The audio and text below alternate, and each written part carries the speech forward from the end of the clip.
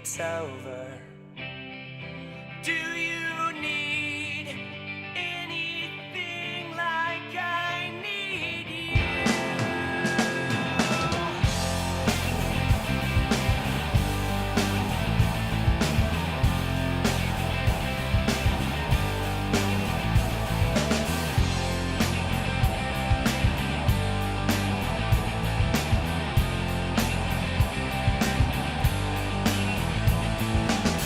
I've got no place to be alone, my friend. He cut his wrist instead.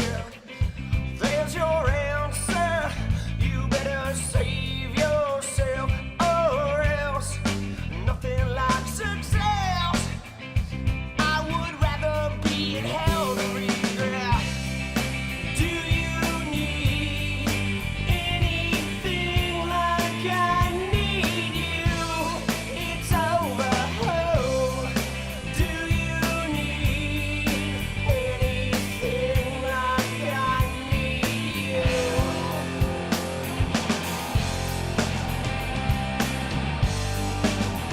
No, I do.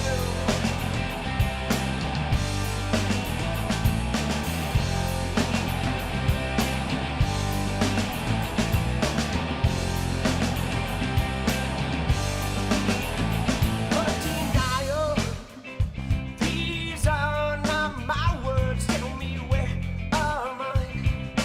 Most of the time, wet my face with reality and permit me to breathe before I do it again. Do you need anything like I need you? It's over. Do you need anything like I need you?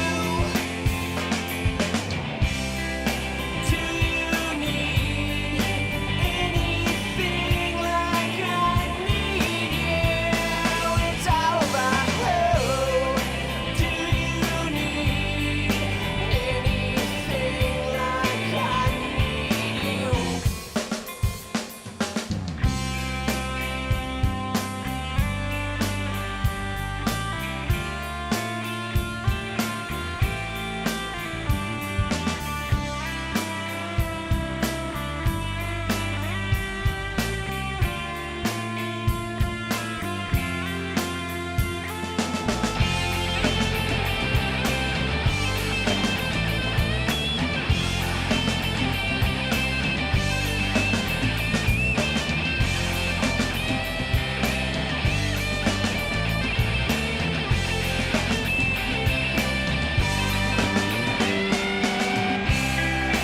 Do you need anything like I need you?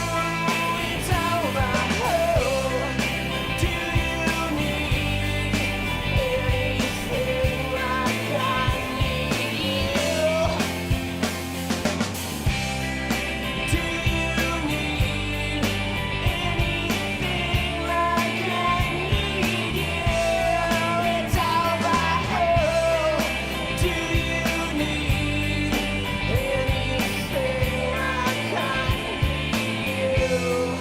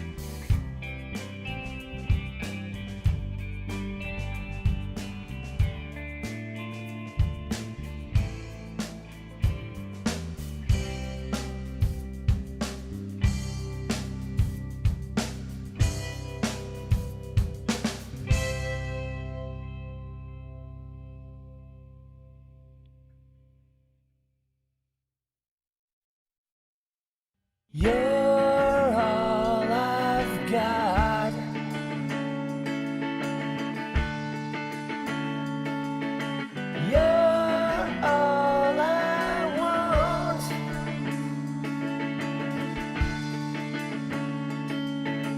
You're all I've got.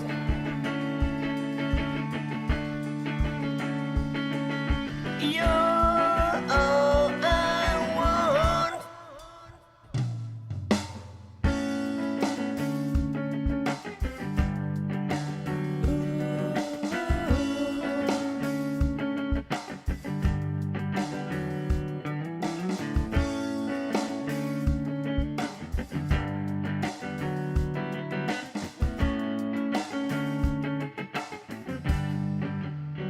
Back in the day, complications never wore my patience. I was always ready to play, play, play. Why face the day in the sunshine in LA? We hit the beach and rode the waves. I lost my balance, I was faded, faded. I was trapped and wrapped up in a scene that was never really me. Plastic lights and starry eyes, and all the freaks were left outside. So I'd look in and wonder why. Where was mine? I couldn't find it, find it. But you're all I've got.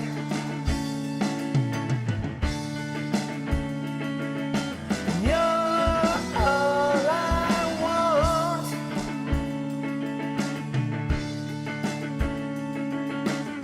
Some days it just feels like this will never be enough.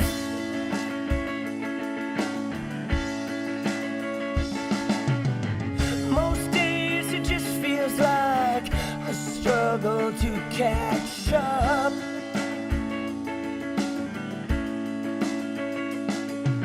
And I won't mind the day I find what a peace of mind you are.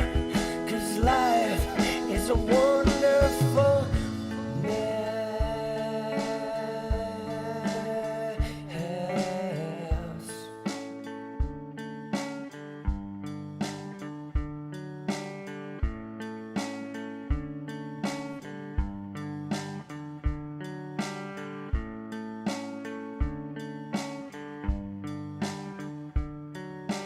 Time to walk away, trade my sunshine in for rain. Same old ways in a different place, but something's changing, changing. I wanted answers and direction. What I got was second guessing, hesitation, no sensation, just more questions. Nothing to blame for being stuck inside this frame of mind. If I can find my way, who I am, what I want, where I'm going, where I was, it's not up to you.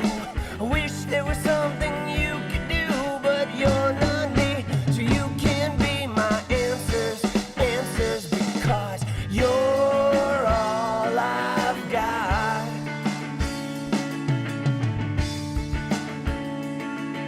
And you're all I want.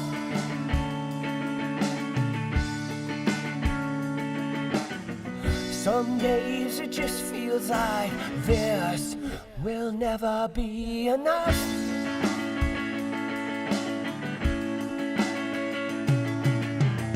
Most days it just feels like I struggle to catch up.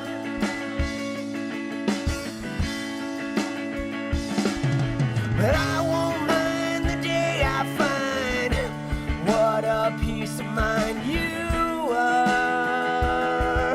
'Cause life is a wonderful mess.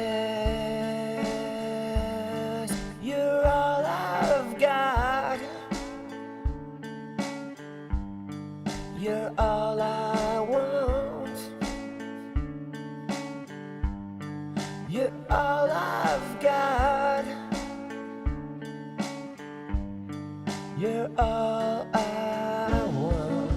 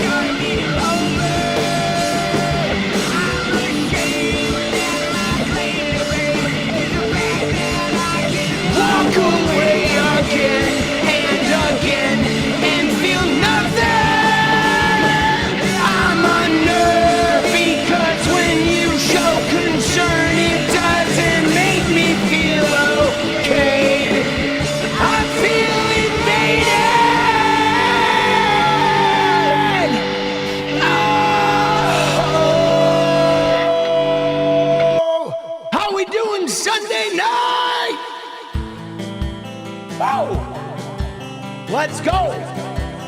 I am freshly shaven like a baby's ass. Wait, no, hold on, that sounded bad. I just want to change the world.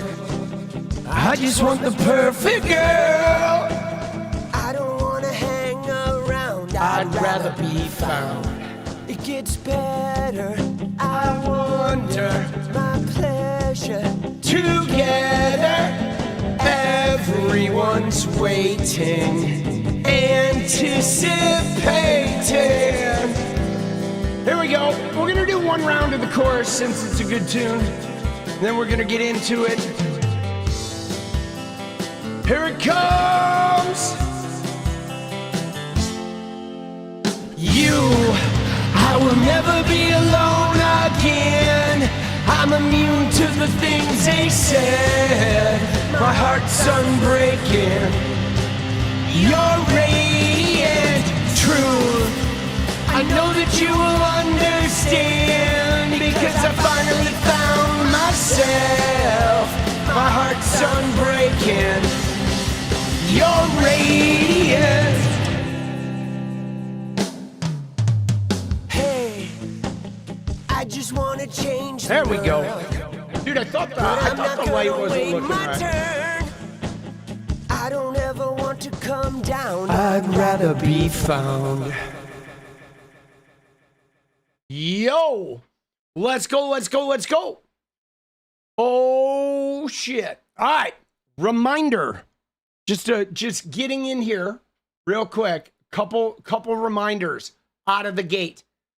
Number one is streaming tonight, streaming tomorrow night, then going to New York City until Saturday. Streaming, videoing somewhere between Tuesday and Saturday. I don't know when. It is going to be touch and go. It will be announced on Twitter or Discord or both. So turn those noties on if you want to find out about New York. Okay? It could be later. It could be earlier. It could be daytime. I don't know. It could be 2 streams. It could be like 4 streams. Maybe instead of even making videos, I go live for an hour here and there. I don't know. I don't know what's going to go on. I don't know how it's going to go. And so where am I headed to? I mean, I'm staying in a hotel in Manhattan. It's like right next to the Empire State Building, basically. It's up there in Midtown. And then, you know, my son lives in Brooklyn. So there you go. I will be at the Yankees game on Wednesday at watching the Mariners take on the Yankees in Yankee Stadium and hopefully bringing some vibes to turn their fucking season around.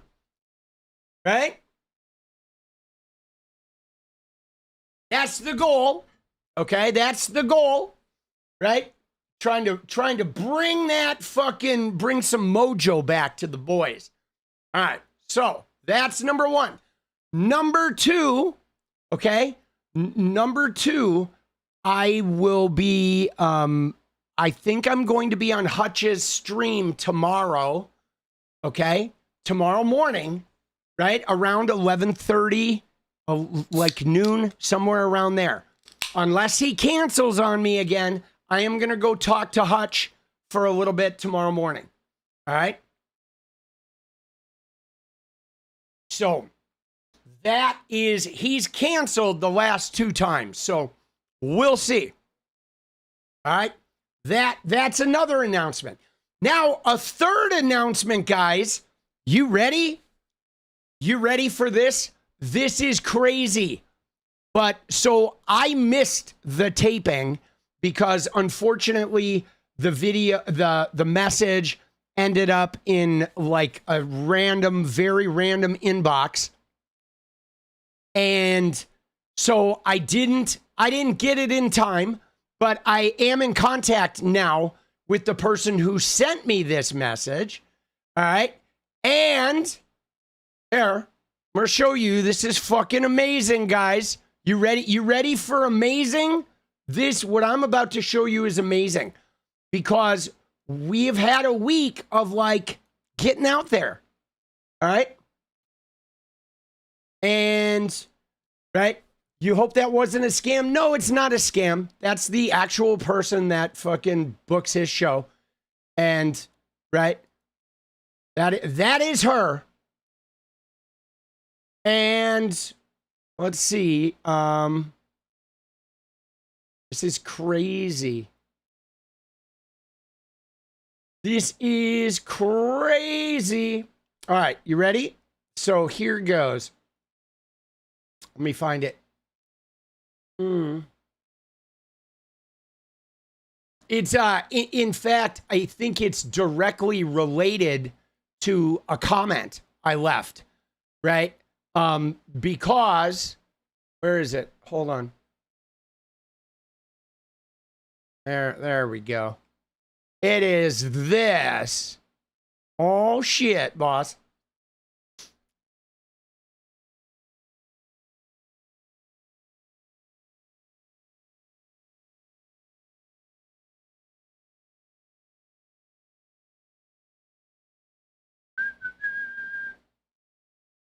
Dude, where the fuck am I, boss? Yo, no scams allowed? Yeah, I mean, in this particular instance, I don't know what a scam, like, I don't know what anybody who would scam, I don't know what the scam would be. You know what I mean? I mean, I always check things out anyway, but as far as, like, you appearing on a show, like, you know, I mean, it would be pretty obvious if, like, Piers Morgan was on the show or not. You know what I'm saying? Or if the other people in the panel were in the panel, like, you know what I'm saying? Like there's not really a way to scam that. And I mean, the alternative would be that on my own time, I go and I get in a Discord call and there's nobody there, which would be like, like there's nothing to scam. You know what I'm saying? It would be the world's worst scammers, right? The scam that, like, achieved nothing but wasting a half an hour of somebody's time. But it, guys, it was this, right? Right here. All right, I found it now. Right? It was this, right? So there we go. So on, yes, Piers Morgan. It is, you know what it's related to, guys? Let me tell you. So this was Tuesday, and it went in the wrong inbox. So I didn't get in touch with her in time. So I didn't get to do this show.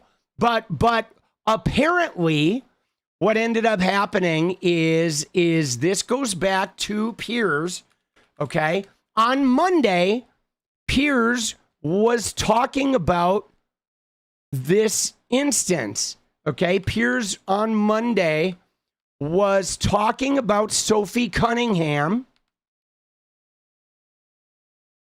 and here, it'll be easier to find from me.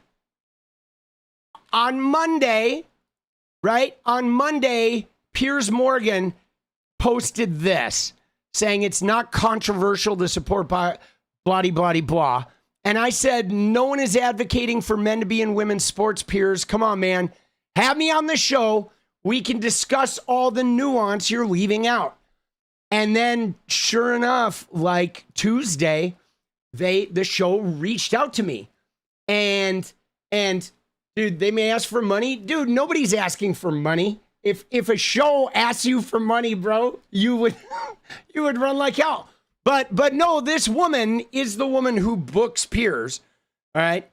And you know, so this is the woman who books Piers. But it was pretty wild because they did have a show that appeared Wednesday that had Blair White and then a couple of people that I didn't know, Blair White, Martina Navratilova, and then a couple randos. And so I don't know if like people didn't schedule, but this is big. Now, guys, one of the reasons why I'm excited about this is because it's a general outreach. Like in the last week, okay? In the last week, for whatever reason, it's hard to explain like how it goes, but you know how some of the tweets have ended up on like Humanist Report and Kyle Kalinske Show and Midas Touch, right? Some of my tweets have gotten out there. And then this week, though, I've had interactions with Neera Tanden. Today, I had a couple interactions with Hunter Biden. And I actually asked Hunter Biden, I tagged him and did say, hey, man, maybe one of these days I can get you on the show. And so there is a deepening of our sort of like existence in the world, right? It's like, I mean, it takes a while. You know, it takes a while. It takes several years to sort of like build it takes several years to build a fucking name for yourself. Be cautious. No, Ruben. Sorry, Ruben. Caution is for you, sir. I don't believe in caution. Okay? I don't. I'm saying be cautious is great advice for other people. But I personally do not believe in caution. I believe in a reckless exercising of what's in here, and then you let the chips fall where they may, and you take your lumps. That is my own personal philosophy. Yes, I swing for the fences always. I don't do the caution approach, right? I'm reckless. I'm reckless. Now, that's not for everybody, but well, just though to clarify, guys. So to clarify, I am not going to be on Piers' show. Okay? I got that email after the taping happened. So I'm not going to be on the show, but the representative has reached out to me and I have made contact with them. So now I'm going to just keep in touch with her and hopefully we'll show up on the radar again. Right? So, dude, I'm just excited. It's been a big week. But the other thing that was interesting was my interaction with Hunter Biden, okay? Which happened today, right? Where Hunter Biden said, dude, it was this right here. Where is it?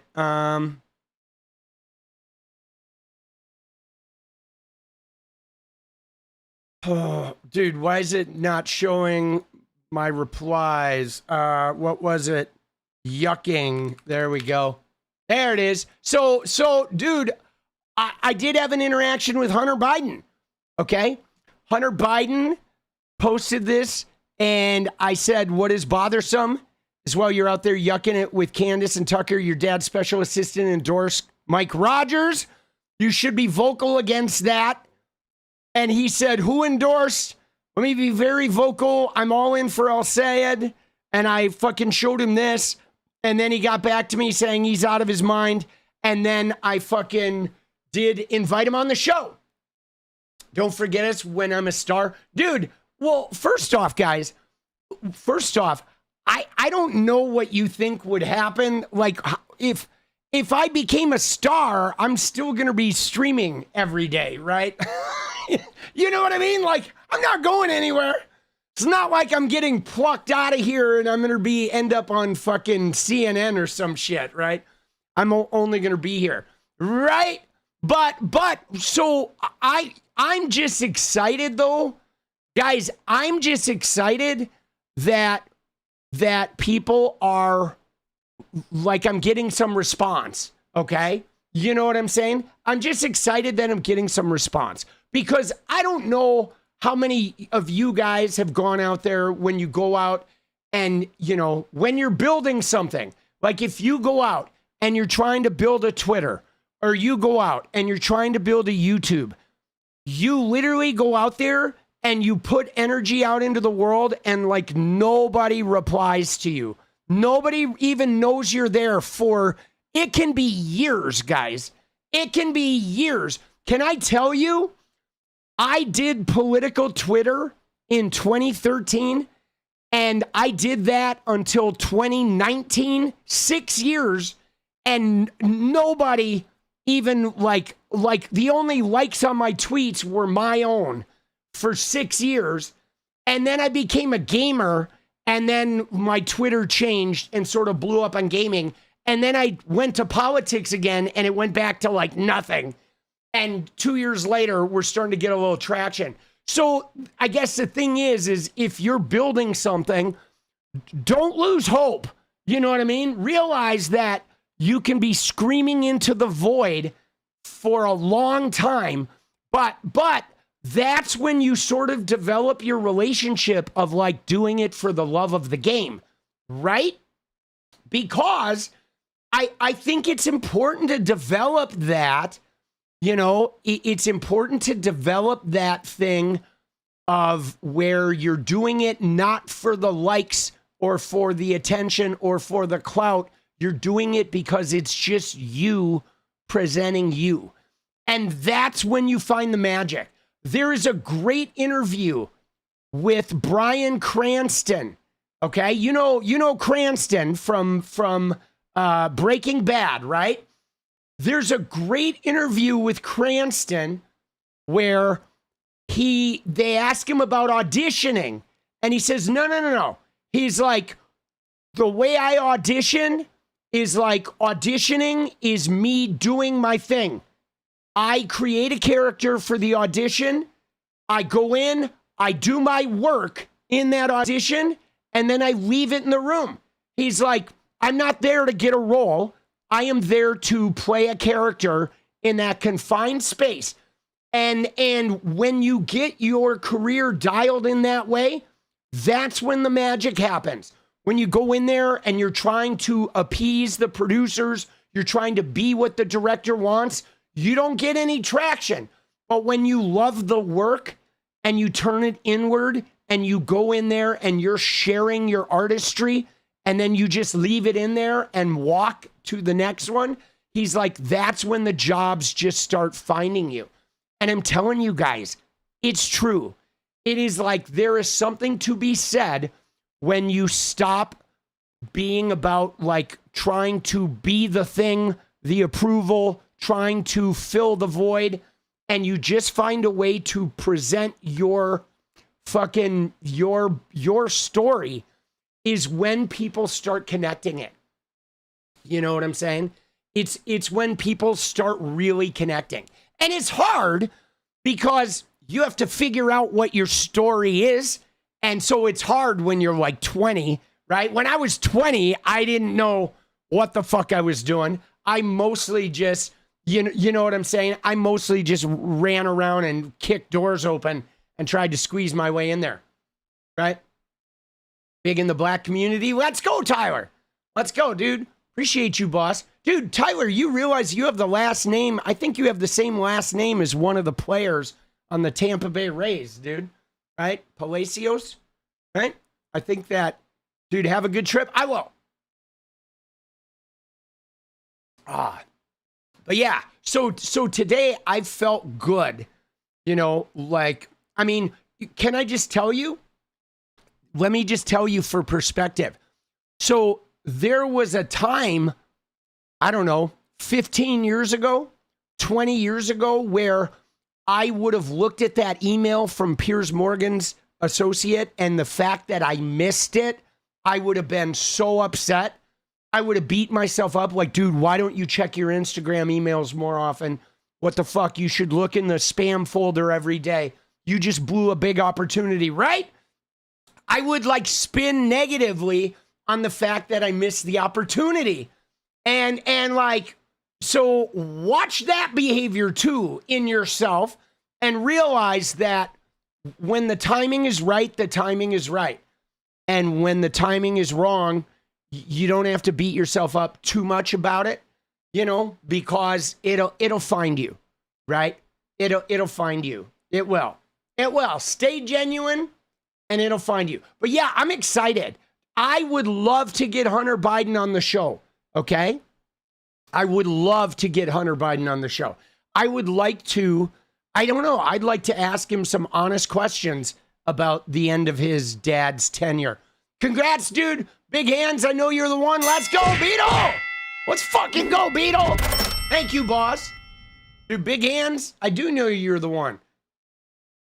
Violent Femmes, baby. Oh, shit. Right? So, yeah, man. I don't know, dude. I'm just really, I don't know. I'm feeling really, I don't know. Feeling good, guys. I'm feeling good.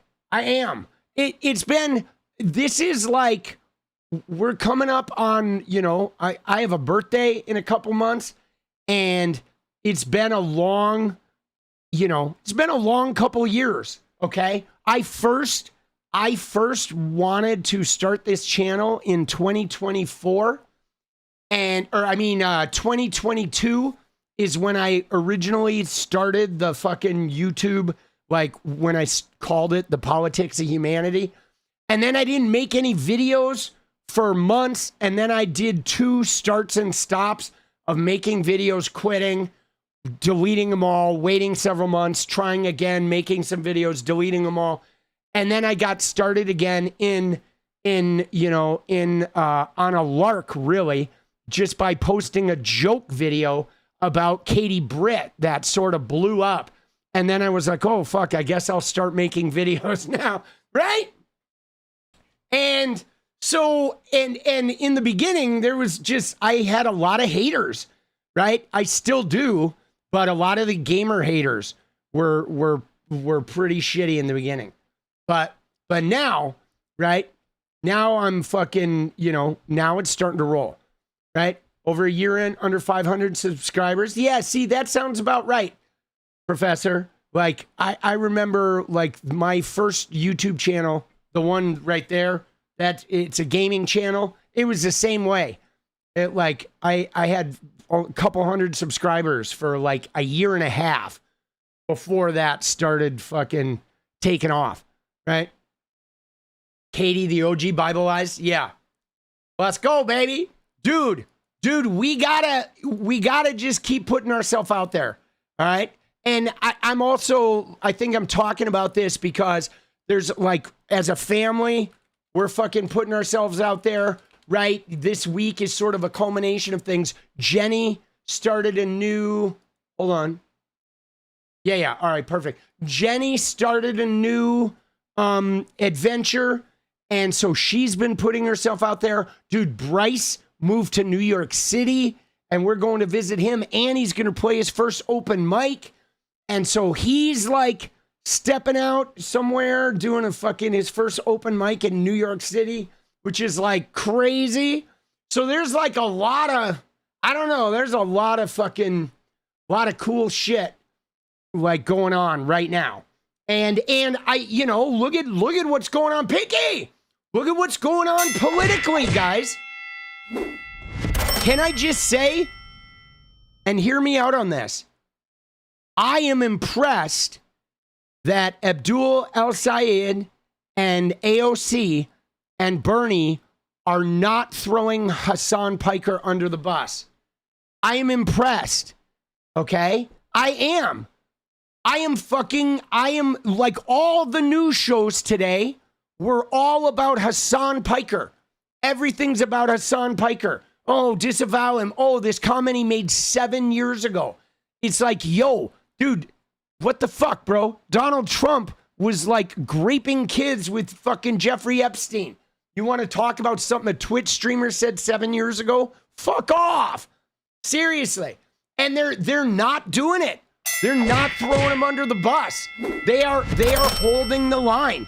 And they're admitting that some of the comments he makes are stupid, but they're not fucking, you know, gonna disavow him. And I like that shit, dude. Dude, I think it's time to, guys, it is time to, like I said, you gotta own who you are, okay? And AOC has gotten a lot of support from Hasan. Dude, they were mad. The Dems were mad that Kamala Harris didn't get enough support from Hasan Piker. And now those same Dems want to condemn 𝗙𝗪𝗪𝐶𝗶𝗪 for like being associated with Hasan Piker. Like, fuck directly off the cliff and keep fucking off, like through the ground, through the core of the earth, out the other side of the earth, and continue fucking off until you find yourself orbiting a fucking red giant in an alternate galaxy. Because, like, give me a fucking break, bro. Dude, yes, Obama called Abdul. All right? He called him, dude, Kankles von Schitzenbans. Dude, right?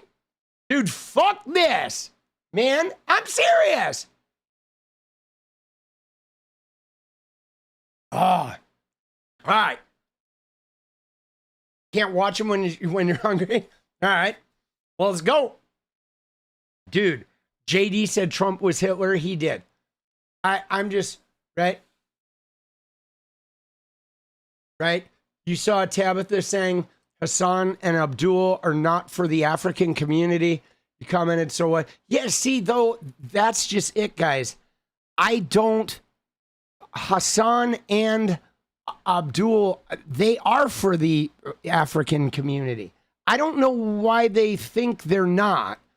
That's the thing that baffles me. Because I know, I watched a video of hers about Hasan, and I know she greatly doesn't like him. And I'm trying to sort that out to try and figure out, because I understand the fear of, you know, the idea that Medicare for all and black people are thinking that, you know, those types of policies will leave them out. But like, guys, you can't tell me that the mainstream Democratic Party is for the African American community. I mean, give me a fucking break, dude. They literally let the Voting Rights Act get overturned because they let the Republicans steal Supreme Court seats. You know what I'm saying? They fucking, right? Like, what are they doing? They're not raising, they didn't raise minimum wage. They didn't put a public option on the ACA. They haven't really, have they afforded them like any like non-over policing? We are literally like, still watching people get gunned down by the police. You know, they militarize the police against protests and shit. You know, I mean, I just don't, you know, it's like, I'm not saying Hasan is like, oh, he's out there leading the fucking African American community, because he's not African American. But what I don't get is, I don't get why, I mean, in 1964, the Democratic Party fucking did some amazing shit for people of color. Like, holy shit, in 64, in 65, they fucking laid out, right? But then what'd they do in 95, right? When Clinton was in there, what did they do? They fucking put a whole bunch of black people in prison. And yet all the black voters were about to vote for Hillary Clinton. I mean, like, that seems weird to me that people forgot about that fucking crime bill. And so, like, does the black community realize that the Democrats have slowly moved right on crime and policing? And while they will say Black Lives Matter, they don't really pass bills that are like Black Lives Matter. They didn't legalize marijuana nationally. How many black folks are in fucking prison for marijuana charges, guys? Let me just tell you the answer, a lot. Okay. And it was weird to me that while Kamala Harris was running, there were a lot of people of color were shouting about Kamala Harris and about her record of putting people of color in prison. But everybody seemed to forget about Biden and Clinton and the crime bill. And like, why did the Clintons get a pass about the fucking crime bill? You know? And that I don't understand. The ACA, Lauren, so the ACA did help the black community, but the public option would have helped the black community a lot more, because the ACA helped the black community, but it also allowed states to not implement the expansion of Medicaid. And none of the states in the South did.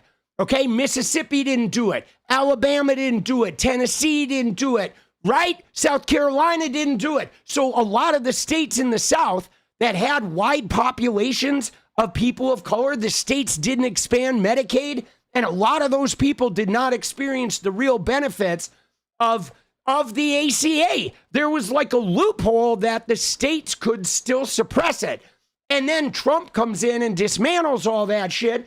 And it ended up like it was good, but if the public option had been in there, it would have been so much better for people of color, for the, LGBTQ, trans people, everybody that is like lower income in America, the middle income in America, And so that's the part that is like confusing, right? Because I just don't see how Abdul El-Sayed and fucking Hasan and Bernie and AOC, they are not worse for the black community than the Democratic Party already is.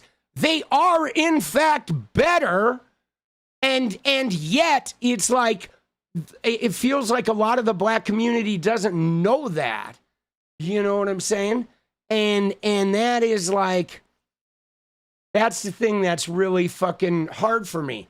And now, though, the thing about that, though, here's my thing, guys, is because Lieberman was one of the big guys who fucking killed the public option. Absolutely.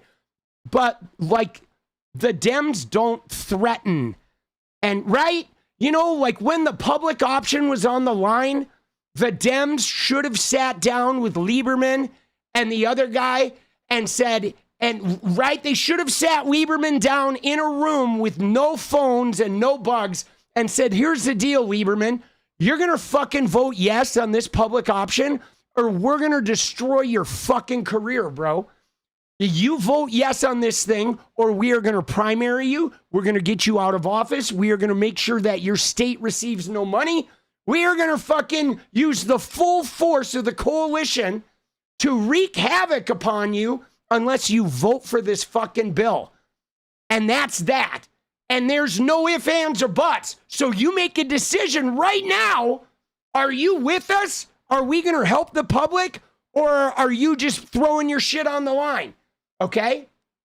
And we should have done that with Joe Manchin. We should have done that with all of these guys. Letting them ruin shit for 6 years and then kicking them out, like 𝗙ście 𝗠𝗆𝗏. I think we can do better than that. Okay? We can do better than that. We should leverage the necessity of like being together on certain things, And that's another thing that bothers me. Okay? Is like, I think the people that voted no on public option, there's no reason those people couldn't have been made to vote yes. Okay? Right? And if, that's my problem, is when it's something that is that important, that is the difference between life and death for poor people and people of color and transgender people. It is life and death, man. The public option is. That is a life and death thing. You don't take no for an answer when that shit happens. You flex and you say, right? You say, we're doing this or you're going to be wrecked. Okay? You fucking make a choice. If you're going to fuck the whole country, then we are going to fucking wreak havoc upon you. And I think that is fair, man. I think that's fair. That's no different than, hey, Adidas, if you discriminate against gay people, none of us are buying your shit anymore. Or all the advertisers dropping off Tucker Carlson's show when he starts doing racist shit, right? It shit works, man. And like, they have a responsibility to serve the public. And if these Dem reps aren't serving the public, I think we should fucking go to war with them, right? In the coalition. There should be a battle about that shit, right? And so, I don't know. I've been sort of trying to figure out, guys, why people view people the way they do. Okay, you know what I'm saying? I'm serious. That's one of the things, like having been exposed to a fair share of black political watchers audience, because I know Tabitha has promoted some of my videos, and I've definitely received messages from people of color who relate to the fact that I'm searching and trying to like be a better white person, trying to figure out how to be a decent ally.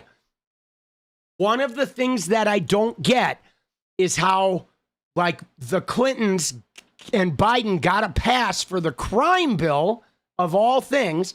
And still to this day, despite all the failures of the establishment Democratic Party, there's a certain faction of the people of color that think that they're really working hard for them. And they are not. Okay? If they were working hard for them, the Voting Rights Act wouldn't have gotten overturned. Okay? If they were working hard for them, marijuana would be fucking legal at the federal level. And you know, these people that are in prison for it would all be getting out. You know what I mean? I mean, you know, let's go, dude. Intuition Gen, let's go. And I mean, I could go on and on. I could go on and on about the Supreme Court justices and the black president getting railroaded by Republicans and the Democrats letting it happen. And so, like, you know, I feel like we need to figure out how to, you know, how to voice socialism in a way that reaches our brothers and sisters of color, okay? Because socialism is something that will be, you know, not full socialism, not the scary, code word socialism. I'm talking about the type of socialism that everybody in Finland is benefiting from, okay? Where people's basic material needs are an important thing to be met and respected by the government, and you know, the prevention of too much power ending up in the hands of too few people. That type of social democracy would be world changing for women and trans people and people of color and the poor. And in fact, we need to figure out a way to communicate that so we can build an army of people that are going to fight for that. Because the current Dem establishment is never going to, you know, I mean, even the ACA was great, but it's still like, you know, it still costs you money. And healthcare shouldn't cost you money, right? Dude, Intuition Jen, let's go. Says, I'm an American living in Europe. Democratic socialism is awesome. Let's go. Dude, yeah, I know people who are living in Amsterdam, guys, and they're like, fuck, bro. You have no idea how amazing it is here. Right? Right? You know, you are, right? And so, like, I don't know, dude. I don't know. I want to figure out how to bridge that gap. You know, because I'm telling you right now, in 1964, in 1965, the Democratic Party was really fighting for the people of color. Okay? They were world shattering. They were earth changing. They were fucking unbelievable. Jimmy Carter tried to continue that with the Department of Education to prevent rediscrimination in schools, using the force of the federal government to maintain integration and an integrated fucking country and to ride out the post-60s. But then, like, during Reagan, man, dude, Reagan passed a lot of fucking shit that was harmful. The welfare queen bullshit, the war on drugs, the infusion of crack cocaine into neighborhoods of color, all right? Continued financial fucking hostage taking in neighborhoods of color during Reagan. And I don't even remember any Democrats speaking up about that shit. And then Clinton came in And he had us all thinking he's going to do this amazing shit. And he goes on the Black Guy show, Arsenio Hall, and he plays the saxophone. He's got the Ray-Bans on. He's being so cool. We all loved him. Everyone in the South loved Bill Clinton. He was like the Arkansas homie, right?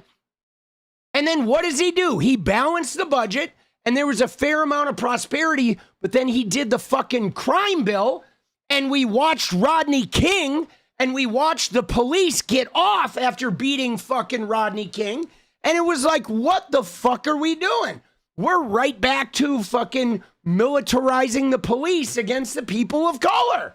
And it's like, and what the fuck, man? You know what I'm saying? And it's like, dude, like how did they get a pass? Right? We're giving the passes to the wrong people, guys. Okay? We need to stop giving the pass to that fucking integrated machine, and we need to start fucking giving the pass to young upstart fighters that are willing to try some crazy shit and tear down and rebuild. We need to tear down and we need to rebuild. Okay? We do. Tear down, rebuild.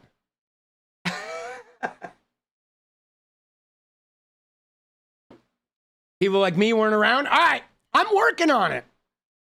Yeah, because I don't know, dude. I mean, because guys, I am like, for me, I am really, I don't know. I feel like I'm pretty sensitive to racism. I am real fucking sensitive to racism. I did not do well in gaming chats. I was like, when I first heard people using the N-word and shit in gaming chats, that shit fucked me up, guys. Okay? I can't even listen to a lot of rap music because I don't like hearing the N-word, even if it's coming from a rapper. When I hear the N-word, I feel icky. I feel like this legacy of my forefathers that enslaved people using that word. So, like, for me, rap music that has, like, N-words in it is, like, I'm hypersensitive to that shit. And I am hypersensitive to people's language and how they talk about race and shit like that. And I have watched many, many, many hours of Hasan, okay, back in 2020, back in his heyday of him being, like, real aggro and aggressive. 2020, 2021, 2022. I watched Hasan every day for like 5 hours while I was editing. And there was never any, like, I never got like oh, this guy's racist vibe from him at all. Like, and like most of the candidates that he campaigns with and works hard for are black, many of them black women, you know, or women of color.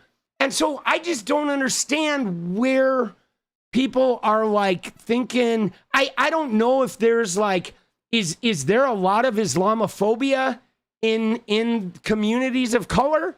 Because communities of color have a lot of Christianity or Catholicism. Is there something going on there religious wise that a lot of black people are devout Christians and there's like a lot of Islamophobia in there that they haven't yet contended with? Or like, why are people looking at Hasan and thinking he's some crazy fucking like anti-black person? I don't understand that. It doesn't compute to me because I've never fucking seen that, you know? Because I mean, I know with me, guys, I had a lot of Islamophobia that I didn't even know I had. Okay, I didn't even know I had Islamophobia. Like, it was like, I discovered it. And because it wasn't like, ooh, I don't like them. It was more like I just stayed away from them and never exposed myself to them. And then a lot of times when they were around and you know, Muslims were like trying to do something, I just didn't trust them as much as I would trust other people. But I wasn't even aware that I had been sort of programmed to not trust them, right? Not Islamophobia, you got a lot of Muslims. Yeah, but so Frostwalker, if it's not Islamophobia, why are they so? Why are people of color so think like Abdul El-Sayed and his platform is against black people then? Or why do they think that Hasan is against black people then? Because I know there's that quote going around where like that whatever, that clip, that cut up. But in that instance, like Hasan was, somebody in his chat was arguing about like what black voters want. And he was like saying, oh, I don't want to fucking hear about any of this like political posturing shit. Let's fucking talk about like what we all need, right? And like figure out, you know what I'm saying? As opposed to like living inside the framework of what so-and-so wants and what so-and-so doesn't want, right? You saying because they're racist? Yeah, see, I really, you really think Hasan is racist? So then he's like, is he, you think if he's racist, you think he's campaigning to get he's campaigning consistently with black legislators to get them in office, and he's doing that to prove he's not racist, or you know what I mean? Like, because so many of the DSA and the young socialists are people of color, because it's really taken on. Yeah, I don't think Hasan is racist either, right? He is a constant asshole and can't accept anyone ever disagreeing with him. Yeah, but all right. I mean, I'm that way too, though, sometimes. I mean, there are a lot of people who think I'm an asshole, right? Yeah, I don't think he's racist. I don't see that at all. I mean, he's inflammatory, right? And he says shit that is like aggressive, and he goes off on rants like I do and says, you know, crazy, like hyperbolic shit. But that's like a streaming performance, you know? That is a streaming performance. You know what I'm saying? Right? And you read your comments correctly, but Anne-Marie, your comment was because they're racist. So, I mean, you got to remember, guys, when you say because they're racist, if you type that in a chat, I'm going to assume your comment is about the people I am currently talking about. So you have to remember, you need to put nouns, subjects need to be in your things, right? If you say, you can't say like he was cool, you have to say Abdul was cool, because I could be talking about RFK Jr., and if you say he was cool when I see your thing, I'm going to think you're talking about RFK Jr. So it's helpful if you guys put like subjects in your statements so I know who you're talking about. Right? Let's go. You may not seem as racist, but others may. No, I know. No, I know that. All right, guys, we got 4 minutes. Let's go. 24 and 4. 24 and 4. Yes, no, I know others, but so I just don't know. I don't know, like, yeah, I don't know. I know. I mean, we just don't know, right? You don't know. You know what I'm saying? You don't know. You just don't know. I mean, guys, people watch David Pakman for years, and they're just now figuring out that he's a Zionist, right? You know what I'm saying? I mean, think about that, guys. Okay? Like, you don't know. You don't know if your favorite content creator is really Islamophobic or has some hidden shit that's going on with them. You don't know. I mean, because you don't live with them. You don't see them. You know what I'm saying? You don't like, you know, you don't like in people put out, we all present things and then you discover people, you know what I'm saying? I don't think Hasan is racist. I don't believe that Hasan Piker is anti-black. I don't believe that.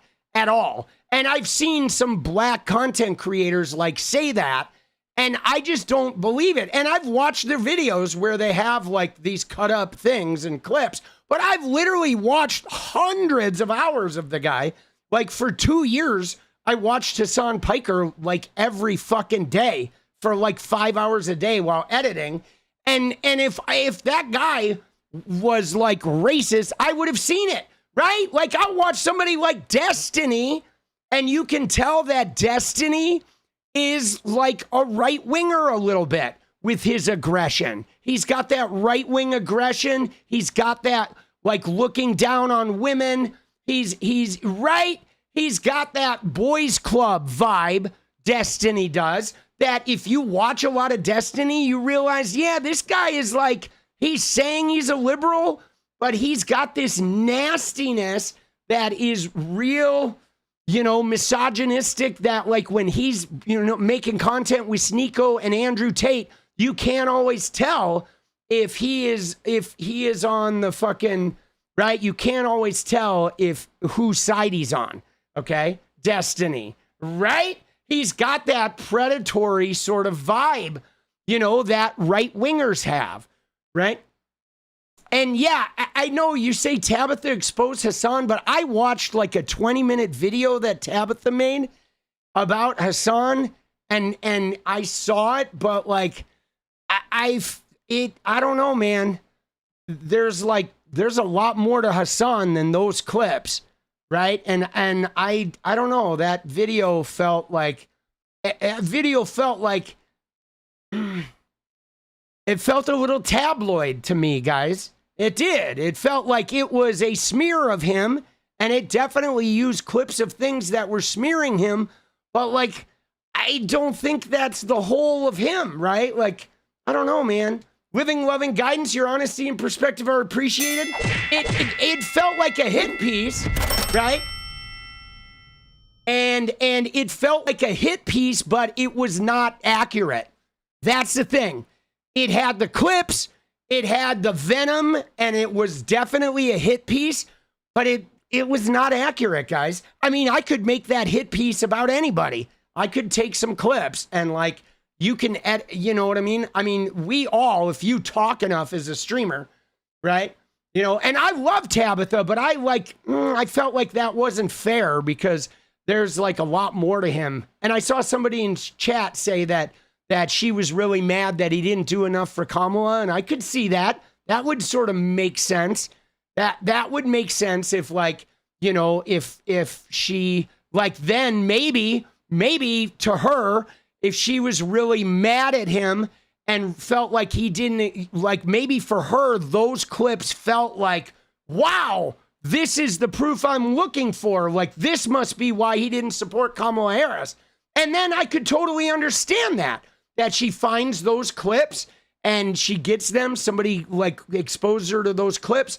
And she's like, oh yeah, this must be why he didn't fucking help Kamala Harris. He's not really on our side, But the thing is, though, is he didn't endorse. Thank you for presenting the facts. You're welcome, Rebellious. Dude, let's go. Hold on. I'm going to reset. But I'm telling you right now, okay, I've watched Hasan for many years, right? Not many, 2 years solid, okay? By 2023, I wasn't really watching him because I was busy with other shit. And then I stopped watching him after October 7th because he started really dooming about the Middle East shit and he started just being really unhappy. And so I fucking had to unplug because I didn't want to watch him going through that emotional turmoil. It was not helpful for me, right? Because I was in the middle of a transition myself and I needed things to be like not doomy. Okay, so I stopped watching him, and then I got very upset at him during 2024. I did, but I never felt like he was like anti-black. Okay, I never got that at all. I mean, the most I will say of Hasan is that there were times where he's a little bit of a bro. Okay, right? A little bit of a bro. Like a little bit of a frat boy, there are certainly elements of Hasan where he's got a little bit of a frat boy vibe, which I connect with because I have that in me too. Okay. So I recognize that in him, but I never recognized like anti-blackness or anti, like, you know, not liking immigrants, or, you know what I'm saying? I never really took that from him at all. Right. You know, and so I didn't get that vibe, but also though, I think like, I don't know, man, he, you know, he is, I think he's a really important voice, and I'm going to continue to support him because he is a really important voice, and he's a really important voice right now.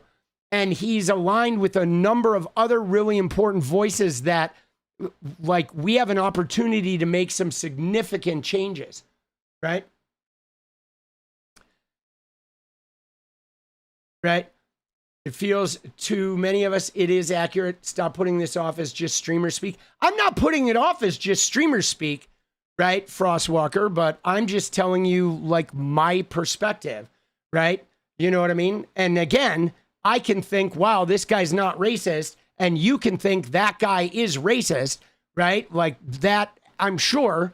Like, obviously, I'm not black, so I'm never going to really know what a black person, how they view as racist, right? But you know what I'm saying? So I'm just telling you my point of view, and I'm telling you that, like, you know, I'm telling you the 𝗙𝗵𝗔 video on Hasan was not fair. Okay, because it didn't paint a complete picture. It was a little bit of a tabloidy video, and I was a little disappointed in that. You know what I'm saying? And like, because I really like her, but that felt very much like a hit piece. And I was wondering, why is she trying to a hit piece on somebody who is actually a critical tool right now? And so, you know, because again, we have a number of different voices we have a number of different voices in the Democratic Party, you know, and so we like us, all of us have a little bit of a responsibility of, you know, like affecting our coalition. And again, though, can I just tell you though? So I want to address Frostwalker though, because here's what I'm trying to understand. So Frostwalker, my thing is I can accept like black people saying, hey, we look at Hasan, they look at Hasan and they think he is like anti-black, right? That's their sentiment.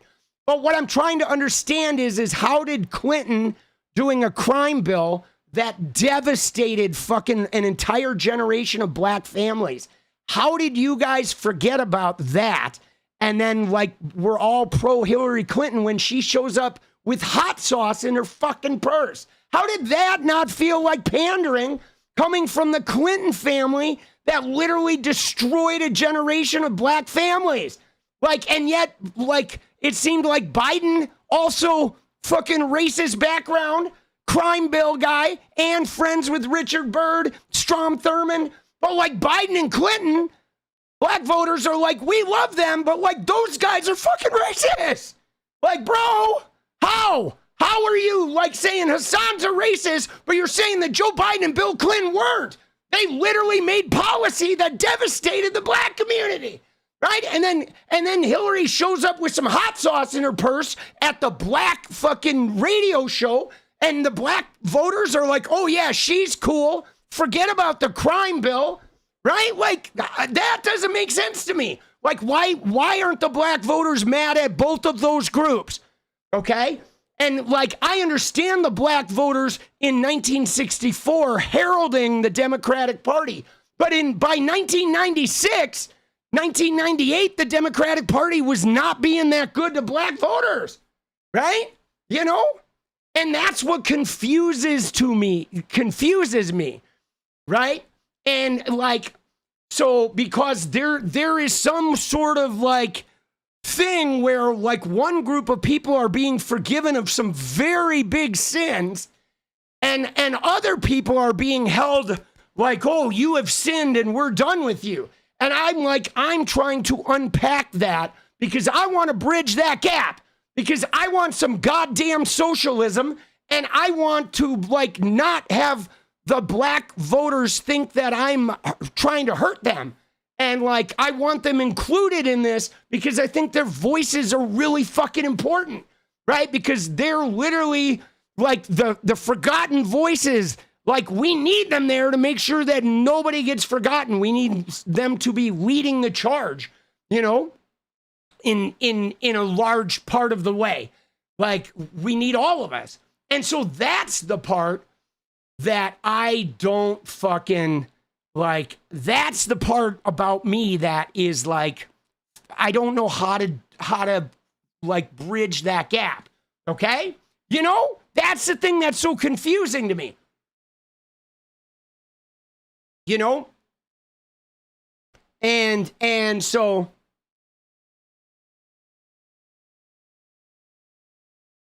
right, but right?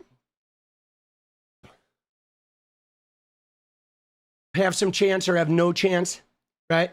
Yeah. All right. So we didn't forget what were the choices. Yeah, but so the choices though, like one of the choices was Bernie Sanders in 2016, but like Bernie didn't take. And it's weird because Bernie was like the only politician in Congress who in the 60s was actually protesting for the people, for the, right? Bernie was out there doing the protest to end segregation. And yet, like, a lot of the black voters didn't like Bernie.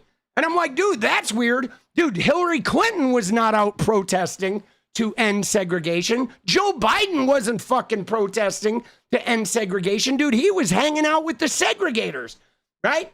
And so, like, to me, that's what I don't get. Like, Bernie got viewed as distrustful. Biden got viewed as the guy. But, like, if you go back to the 60s when they were younger, Bernie was protesting to help black people. Joe Biden was hanging out with the Dixiecrats.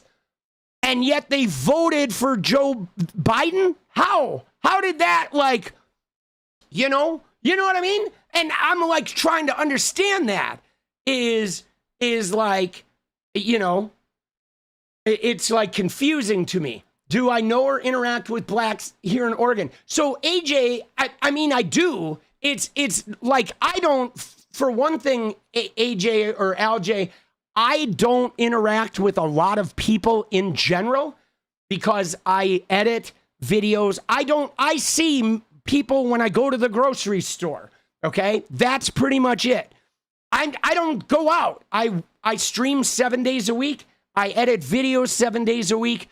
So, like, right now, I don't fucking, like, I don't have contact really with many people at all, okay? I don't. I mean, no streamer does because we stream, right? So, I mean, I do have contact with people of color in the grocery stores and in the stores. Like, I don't live in a white neighborhood, okay? I live in a part of town that has people of color in it. There are parts of Portland where there aren't any people of color, but I live in a part of town where there are people of color. So I do interact with some when I interact with people. Now, I have had, though, some significant interactions here. I had an AA sponsor who was black for several years. Okay, so one of my I had three AA sponsors while I was getting sober. And the most profound one, the one who actually got me and kept me sober, was a black man. And so that relationship of that black man who was kind of like my dad was one of the more significant connections I have had with black people, like, in my life. That was like multi-years of really getting to know someone and having somebody who they were have like a huge impact on me. But here's what's hard though, is it was fucking before, like, we got all political, okay? Because white people and black people did not talk politics before Donald Trump, really. When Obama was in office, like, I didn't have any conversations with black people about politics, right? Right? Isn't that weird? I don't know why that is, but it was like, I feel like the nature of talking to people has changed since Donald Trump, since the resurgence of racism, right? You know, this conversation is so weird to me because on my street, everyone was from someone else. I'm lucky. Let's go. Let's go. Dude, guys. So yeah. So, I mean, for in general, I don't have a lot of contact with people because I'm a streamer. And no streamer does, though, guys. Just so you know, like anybody who streams 7 days a week, nobody has, those people are not hanging out with a lot of human beings, okay? Dude, yeah, I know racism never left, but it fucking kicked into a different gear with Trump's resurgence. But yeah, guys, we do have a problem, though. You know, I'm not arrogant enough to think that I can fix this, but I encourage, though, if you are a black voter, guys, I encourage you to, instead of necessarily talking to me, I encourage you, if you're a black voter, to start taking a real good look at what the Democratic Party has done since the 1980s and develop a real honest relationship with what the Democratic Party has done for black voters. And because I feel like the current Democratic Party is getting a lot of credit that they don't fucking deserve. And so that's my challenge. If you're a black voter, I want you to really look at Clinton's presidency and look at the policies and look at the way Congress behaved when Obama was in office and look at how the Democrats shifted to meet the Republicans when it comes to immigration, which, guys, immigration has a lot to do with black voters. Okay, because immigration sets the tone for how you view minorities. All right, if they move right on immigration, I guarantee you they're moving right on policing. And if they move right on policing, I guarantee you that the brunt of that decision is going to land on the shoulders of black people. And I want you, as much as the ACA was great for black people, I want you to look at what the South did and how the Democratic Party made it so they were able to evade really providing for their people. And the Dems didn't really do anything to fight that. And now the Voting Rights Act is gone. And now everyone in the South who had like Jim Clyburn and all those people, all those guys are going to be out of a job now. All of them, right? All of their beloved black leaders in the South are going to be gone by 2028. And beyond, and they're going to be replaced with white Republicans, and it's like, bro, and we let that happen. That happened like on our watch, you know what I'm saying? So, I mean, we got to start taking a hard look, because the question becomes, do we want change? Or like, I want to say what LJ said right there. You ready? And this goes for all of us, whether you're black, whether you're white, whether you're trans, whether you're a woman. If we think about the next 20 years, guys, do we want change or do we want harm reduction? Okay, because we can vote for harm reduction, and 20 years from now, we're all going to still be broke, still be struggling, still be arguing, still be fighting about the culture war. Or we can actually vote for change and then actually make some fucking change. Now, I've participated in harm reduction, but I'm getting fucking sick and tired of it. Why? Because now I have a kid and I'm not going to be here for that long. And I see how the world is so stacked against him. And I'm like, how the fuck is he going to get health insurance? What the fuck is he going to do 20 years from now? And I don't want this place to keep fucking doing harm reduction while more and more people fucking end up like fucking, you know, drowning. Like, I want to actually make some fucking change, bro. I do. And that's going to require us wanting more than just harm reduction, right? You know what I'm saying? You know? And so that is hard, right? We agree our black community should be as respected and catered to as MAGA by the Republican Party, the actual base. Yeah.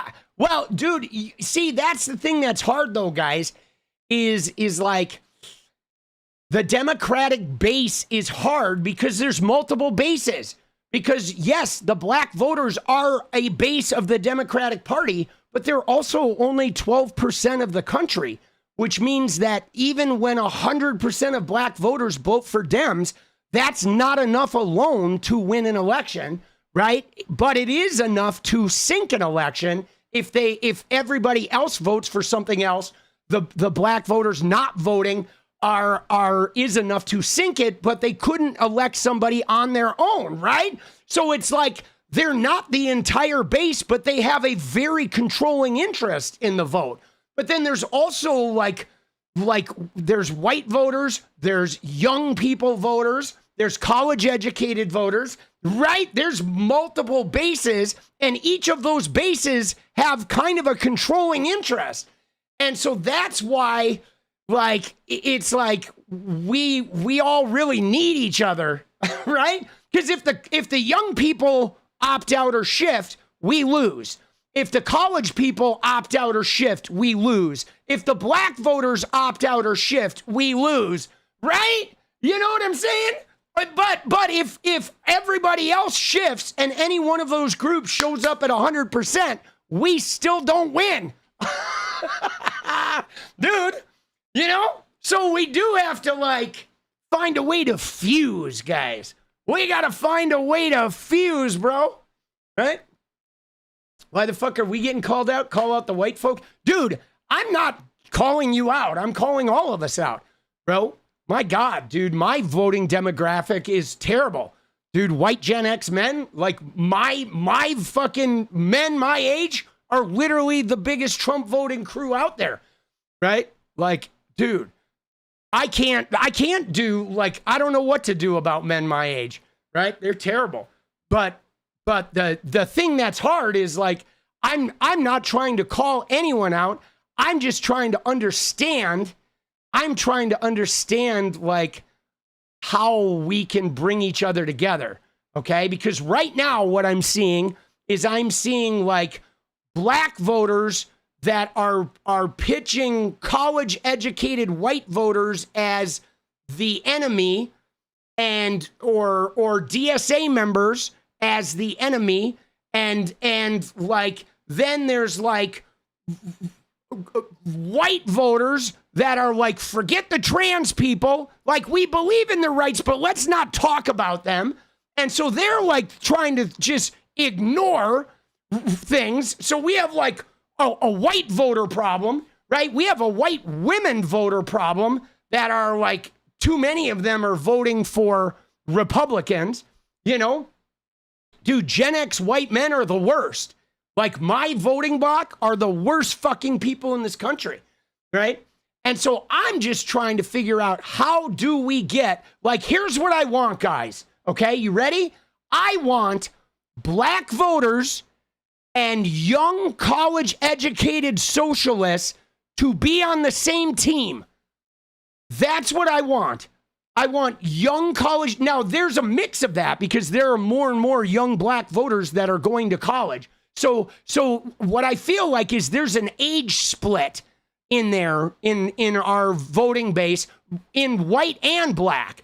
Okay? If you look at white college-educated voters that are in their 40s, you know what they are mostly? They're Zionist. They're Israel supporters. If you look at young college-educated voters, they're like, fuck Israel, we want socialism. Okay? If you look at old black voters, they're like, the establishment Democratic Party is our ticket. If you look at young black voters, many of them are split in the establishment party, but a lot of them are also like pro-Palestine and more wanting socialism. So what I want is the young college socialists and the black voting bloc to unite so we can overcome the old white Zionists, right?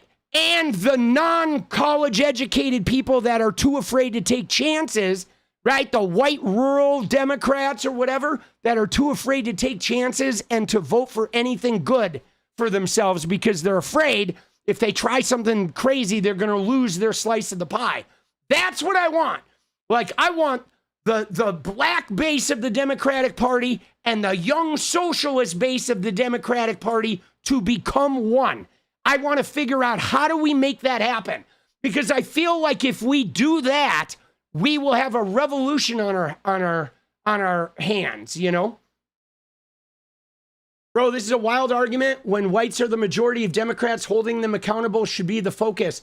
Speaking of all black voters as one uniform vote is weird. I'm not speaking of them as one uniform vote. I'm not. But, well, you can't speak of all white voters as one uniform vote either. But like we do, there is a split, right? We're having this conversation because there's a young socialist movement happening in this country. And that is a new base of the Democratic Party that is building a lot of power.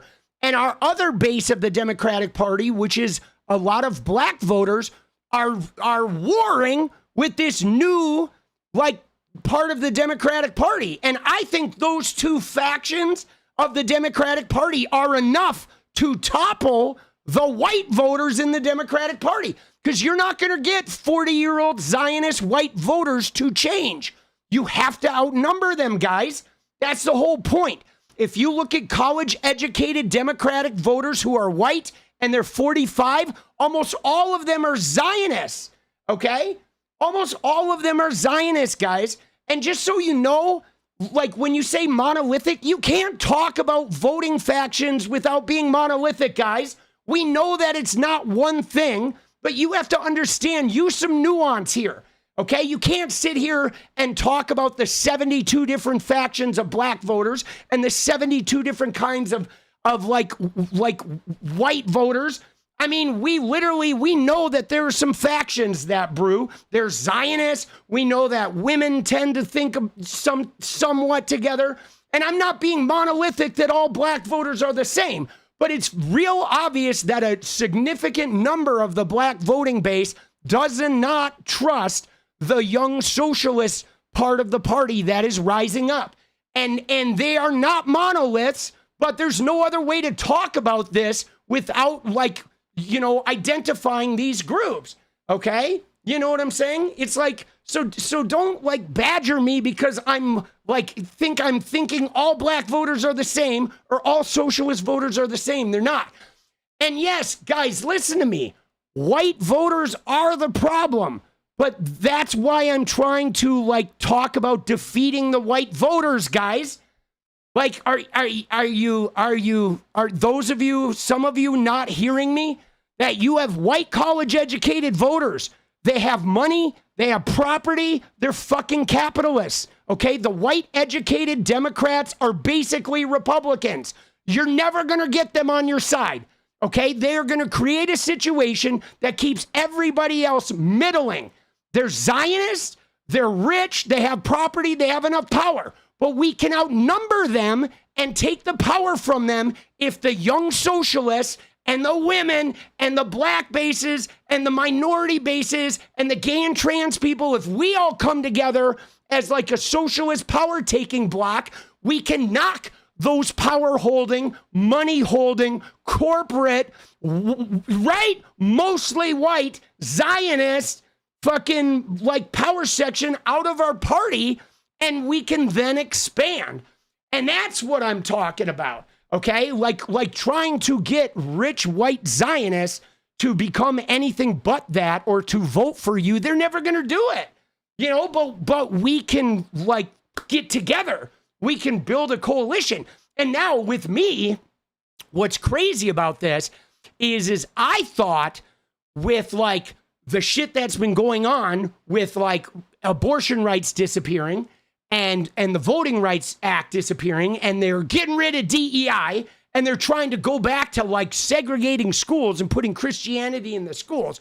I was thinking, oh shit, we got these young, hungry socialists. We got these DSA people. We got a bunch of disaffected women. We got Hispanic voters that are fucking like getting, ragged on by ICE, right? And other minorities too, right? And then like we have a huge block of very devout black voters that have been voting Democrat staunchly. Like black women are like 96% Dem voters. And so I'm like, why are we fighting each other? That's what I don't get. I don't understand why we're fighting each other. Like I'm literally seeing like black content creators I admire fighting with other content creators I admire, and when we're on the same side. And so I'm like, I'm befuddled by that. And I don't think it's a workable long-term solution for us. Like those of us that aren't rich white Zionists have got to figure out a way to get together. And so this conversation is not trying to call anyone out. It's like me trying to figure out like why are the groups that are on the same side not on the same side yet? You know what I mean? Like, that's what's fucking bothering me, man. Is like, we have a whole bunch of people that are on the same side, but we're not on the same side yet. All right, moving on.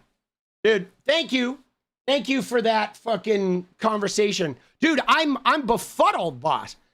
I am like, because like, I'm gonna be honest. I feel like personally, I could not run for office until I know how to bridge some of these gaps. Okay? That's how I feel. Dude, if nothing changes, nothing changes. Let's go. Dude, let's go. All right, you ready? Let me fucking reset the goal. I know there are a lot of people that are fucking struggling. It's like,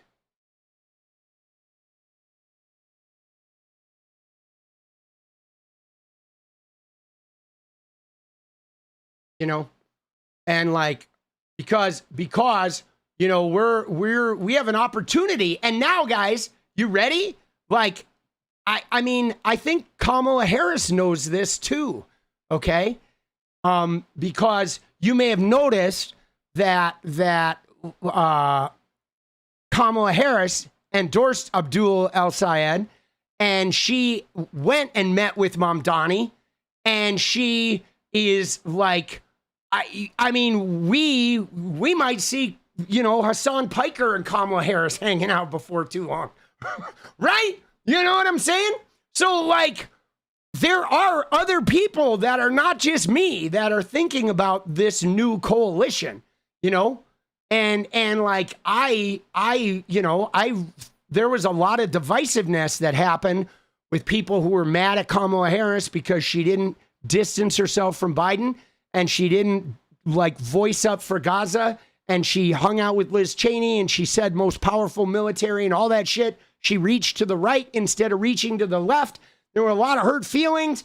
And then the left started gaining power as a result of the disaster of Trump. And now Kamala Harris has started reaching to the left. And like, and I think she's fucking brilliant and amazing for doing that. And that's like what I want to see more of that. I want to figure out like, how do we get everybody, man? You know what I'm saying? Like, how do we get us all? Because we need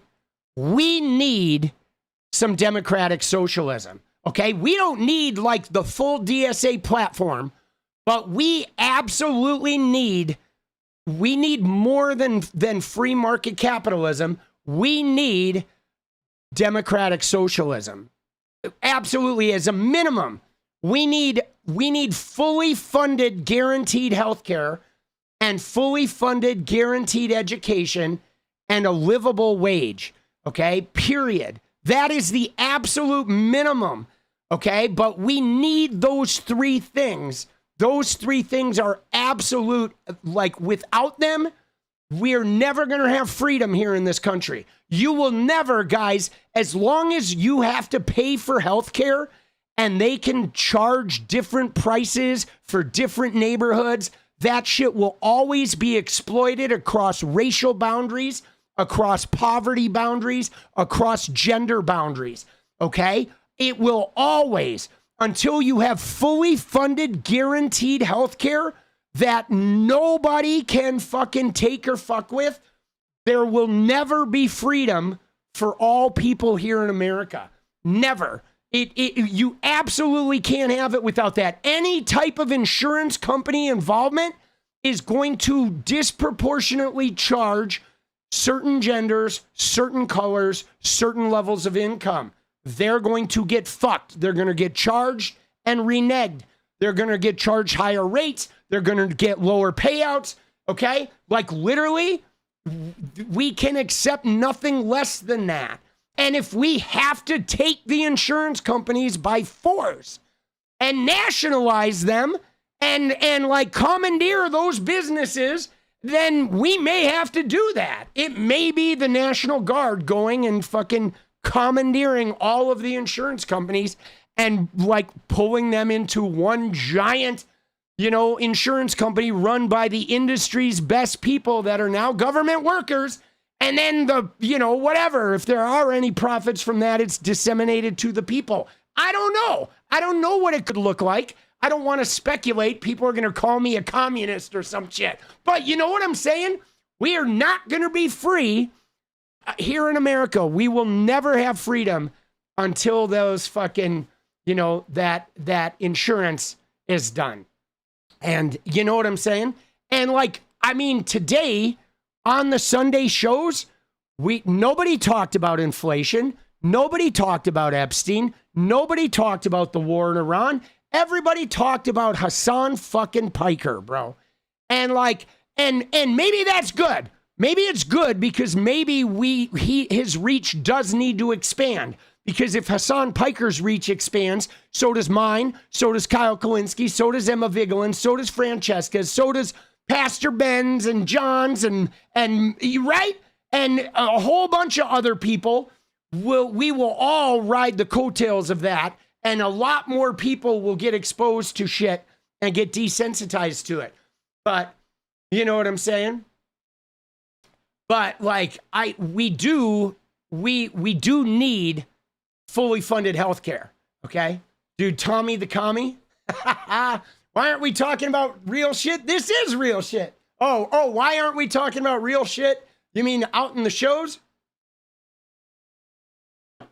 But guys, I will say, I'm trying to sort this out, and I don't want you to think I am singling you out, because I'm not, guys. Okay, but I am a white man that lives with an extraordinary amount of privilege, and I am still trying to figure out how to use this best to actually bring change. I mean, I can be fun and entertaining and make us forget about how bad things are. But I also want to be working for change, and I want to be investing in a changing world, So I don't just want to be entertaining. You know what I mean? I'm thankful to be entertaining, but all right. So dude, what do we got? The counter, I guess, stopped working, right? All right, so we're going to have to manually count. Dude, Pinky, let's go. Thank you. Oh, wait, no, that's when I started the goal. Dude, Stephanie says, I hope people don't get Zionist, Zion mix. One love. Let's go. Thank you, Stephanie. Dude, so Rosa says, we need truth and equality, no slogan, reality. Let's go. We do. I think we need, it's hard. I mean, you're not wrong, Sub Rosa, but you know what's hard, guys?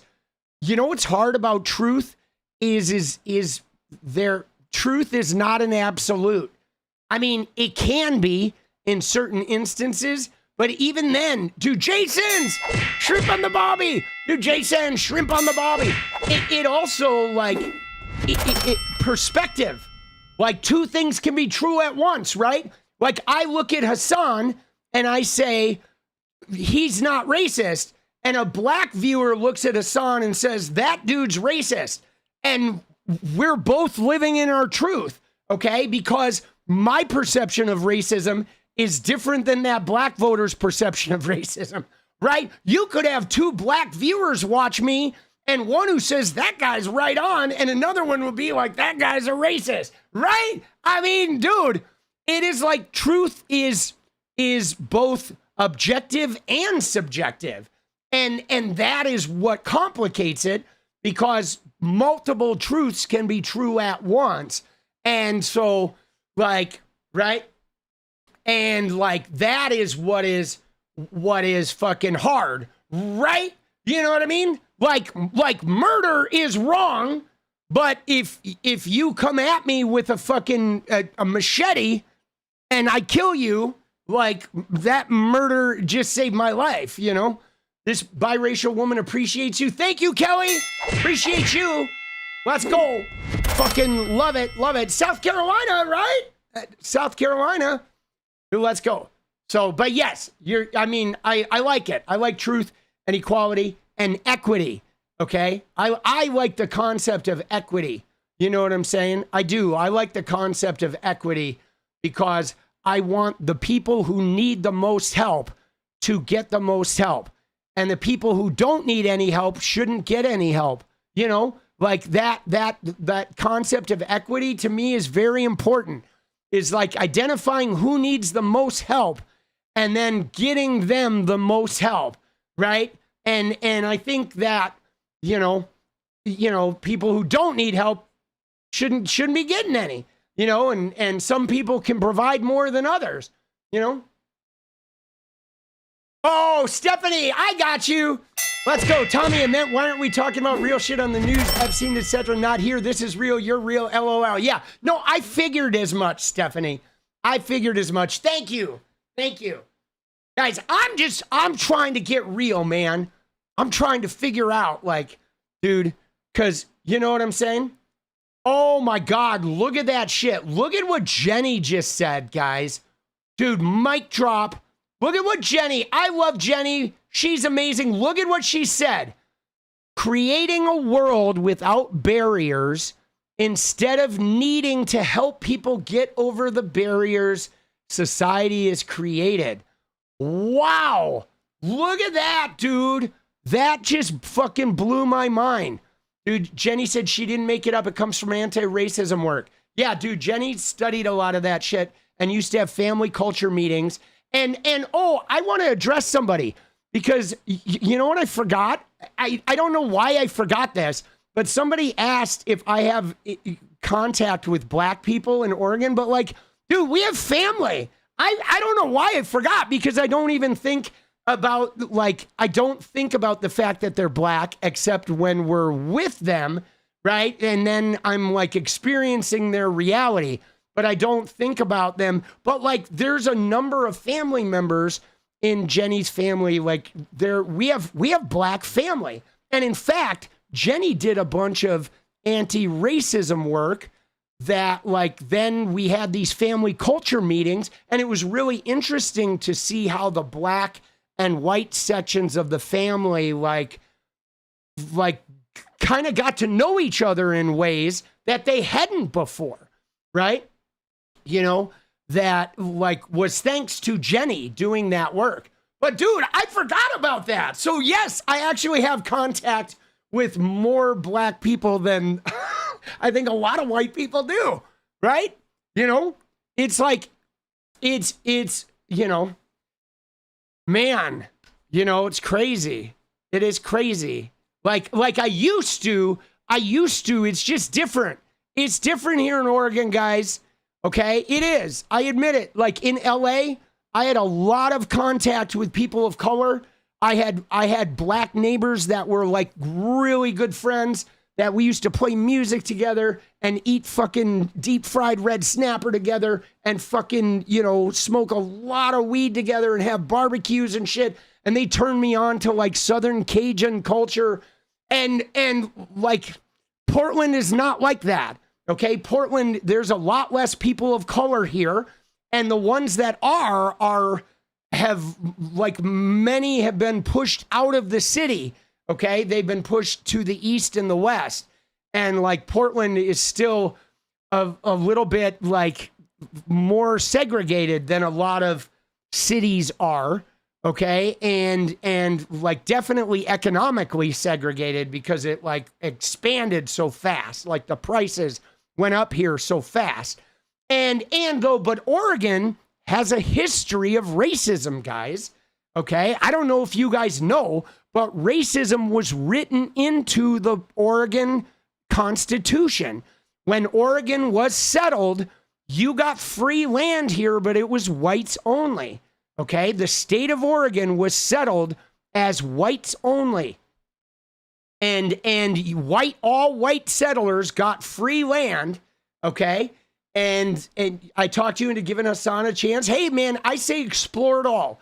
I think we should explore it all. But so what ended up happening was Oregon was a whites only state and it was in the Constitution. So it was white settlers. And then slowly but surely they got rid of that. And then people of color started moving here specifically in the 40s when there was an area by the Columbia River that they set up a bunch of apartments or living spaces during the war. Okay. And there was a lot of shipping and shit going on, a lot of production of shit here in the war. And a bunch of people of color, of course, whenever you have these big important efforts, that a bunch of people of color came to Oregon and they lived in this housing by the river in the Columbia area. And then they started like integrating into the city. But then, you know, there was an area of town, Mississippi and Alberta, that became predominantly black. And then they built the freeway right through there. And what did they do? They went into the black neighborhoods here in Portland and they took their fucking land to build a freeway. And they built a freeway like right through the center of their fucking neighborhood, like they always do, like American cities always do. And then what ended up happening is when I came in, the neighborhoods here in Oregon, in Portland, were pretty separate. Okay. Like most of the people of color were in the north part of Portland, in Alberta, and in Mississippi, and in St. John's. And then the rest of Portland was generally mostly white. When I first moved to Portland, it was like weeks before I saw a person of color, like 2 weeks. I was freaked out by it. It was very different than LA. And then what's interesting though is I moved up into the Alberta neighborhood. And then as the artists and musicians moved into the Alberta and the Mississippi neighborhoods, eventually the yuppies like followed us. And then fucking the city started to like gentrify like really rapidly. So that's a little, you know, of like Oregon is not a shining example of racial integration and harmony. You know what I'm saying? Like it's not. Like Oregon has a deep history, and it's not even just black people. Oh my God. Don't even get me started on the native people here and the ones that we've squeezed onto reservations, and they have like, you know, casinos, but like they also have like rampant alcoholism and drug addiction and, you know, not good medical care. It's like, it's pretty crazy. And yes, outside of Portland and Eugene and maybe, you know, not Salem, but the one where Oregon State University is, Albany, right? Outside of those areas and Ashland, Oregon is very like red. It's very red. Outside of Portland, Eugene, Corvallis, thank you. Portland, Eugene, Corvallis, and Ashland right? And then, you know, 𝗙𝗏𝗏𝗃. Thank you. All right. But, all right. I'm trying to figure this out, though, guys. Hey, and those of you, okay, you're from Brooklyn. Oh, shit, dude. Downtown. Dude, Frostwalker, my son lives in Brooklyn. He lives in Crown Heights, right? And dude, he's fucking doing the New York thing. But, guys, listen to me. To the like, black viewers out there, like, I need education always. And I am going to ask challenging questions, but believe me, I know you are not all the same, okay? And the same with like trans viewers. I just like, you know, it's hard because I live in a fucking world of like extraordinary privilege, and so I don't get to experience a lot. I Dude, I have a lot of lack of understanding because of my fucking privilege, man. You know, it's like, it's hard. No group is a monolith. You're right. You came at me a little hard, Seven Rivers. Dude, I didn't notice you came at me a little hard. But guys, you can come at me hard, okay? You can. Like, I'm durable, okay? I'm durable, all right? You know, as long as we're not like putting each other down individually, personal attacks, it's okay. I didn't notice you came at me hard.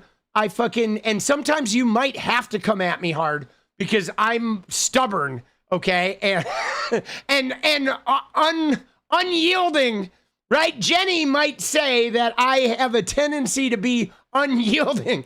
Dude, my man's Corvallis, but he listens to me and you. Let's go. Dude, you know what's so funny is thank you, Stephanie. Lady B says Santana speaks for you, works on a white deconstruction, etc. Oh, nice. So what I was gonna say is somebody in chat said, like, Hasan thinks he's, like, what did they say? Somebody in chat when we were talking about Hasan said he's an asshole and he like will never like listen to anybody who disagrees with him or something. and when I read that, I was like, oh fuck, that's kind of me. Right? I am like very unyielding. Oh shit.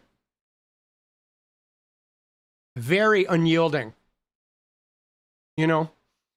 All right.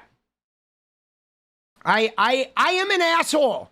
I mean, I'm also a kind-hearted and, like, you know, incredibly genuine person.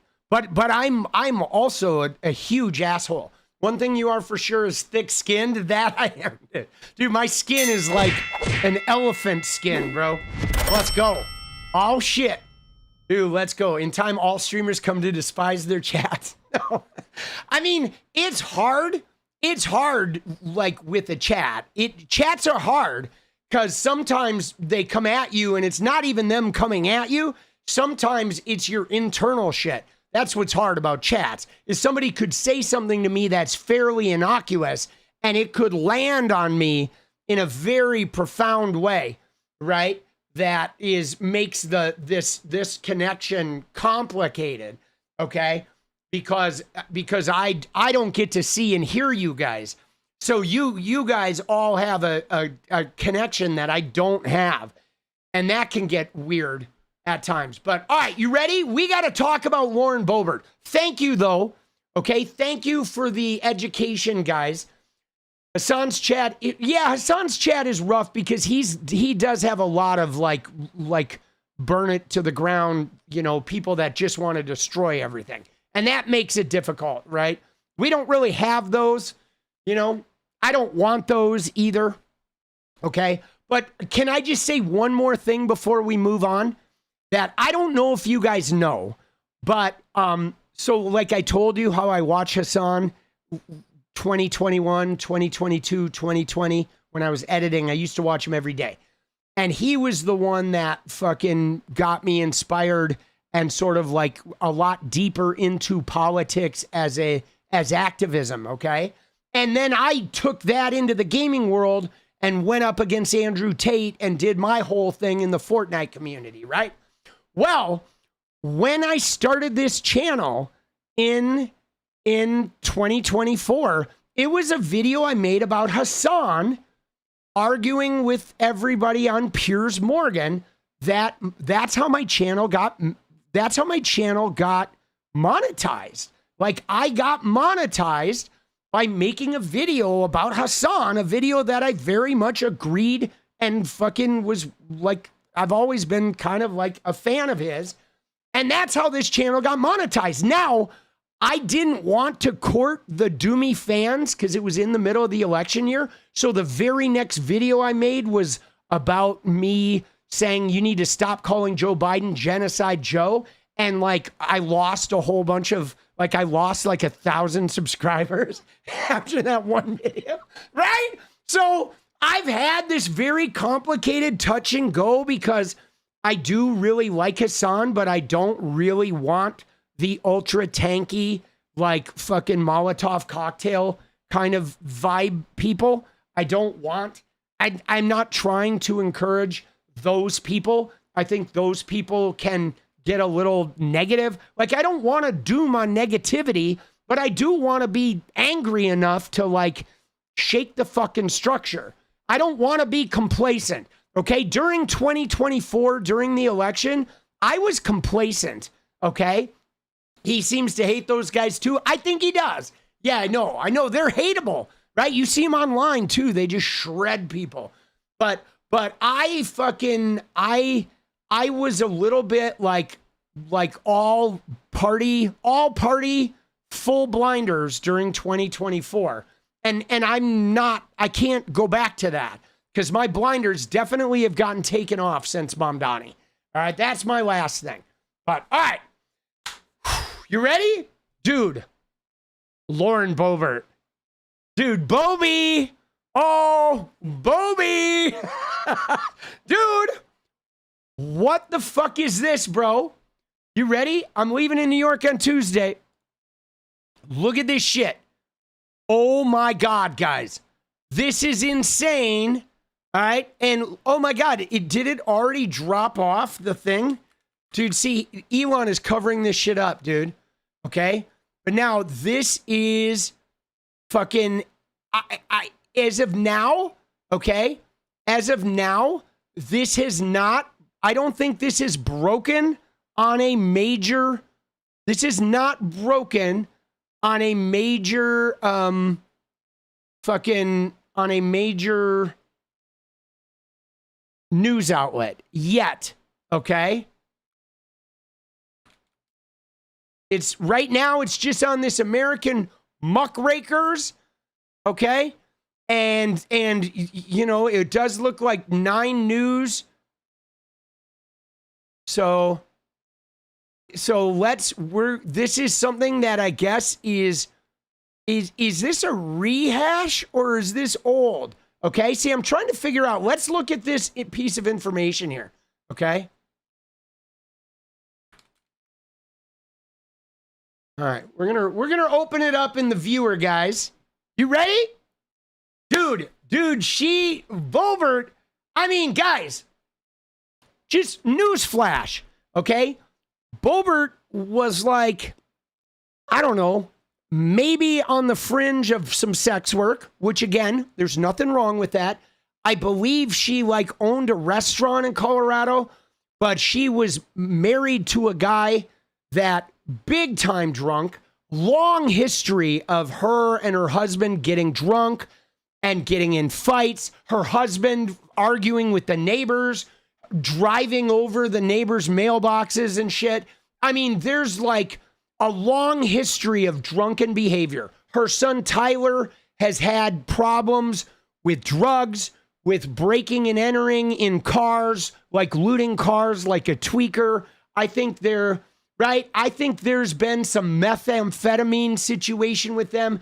There's definitely a culture of alcoholism and abuse in their family and surely in their generational trauma line, right? Yeah, wasn't it called Shooters? I think it was something like that.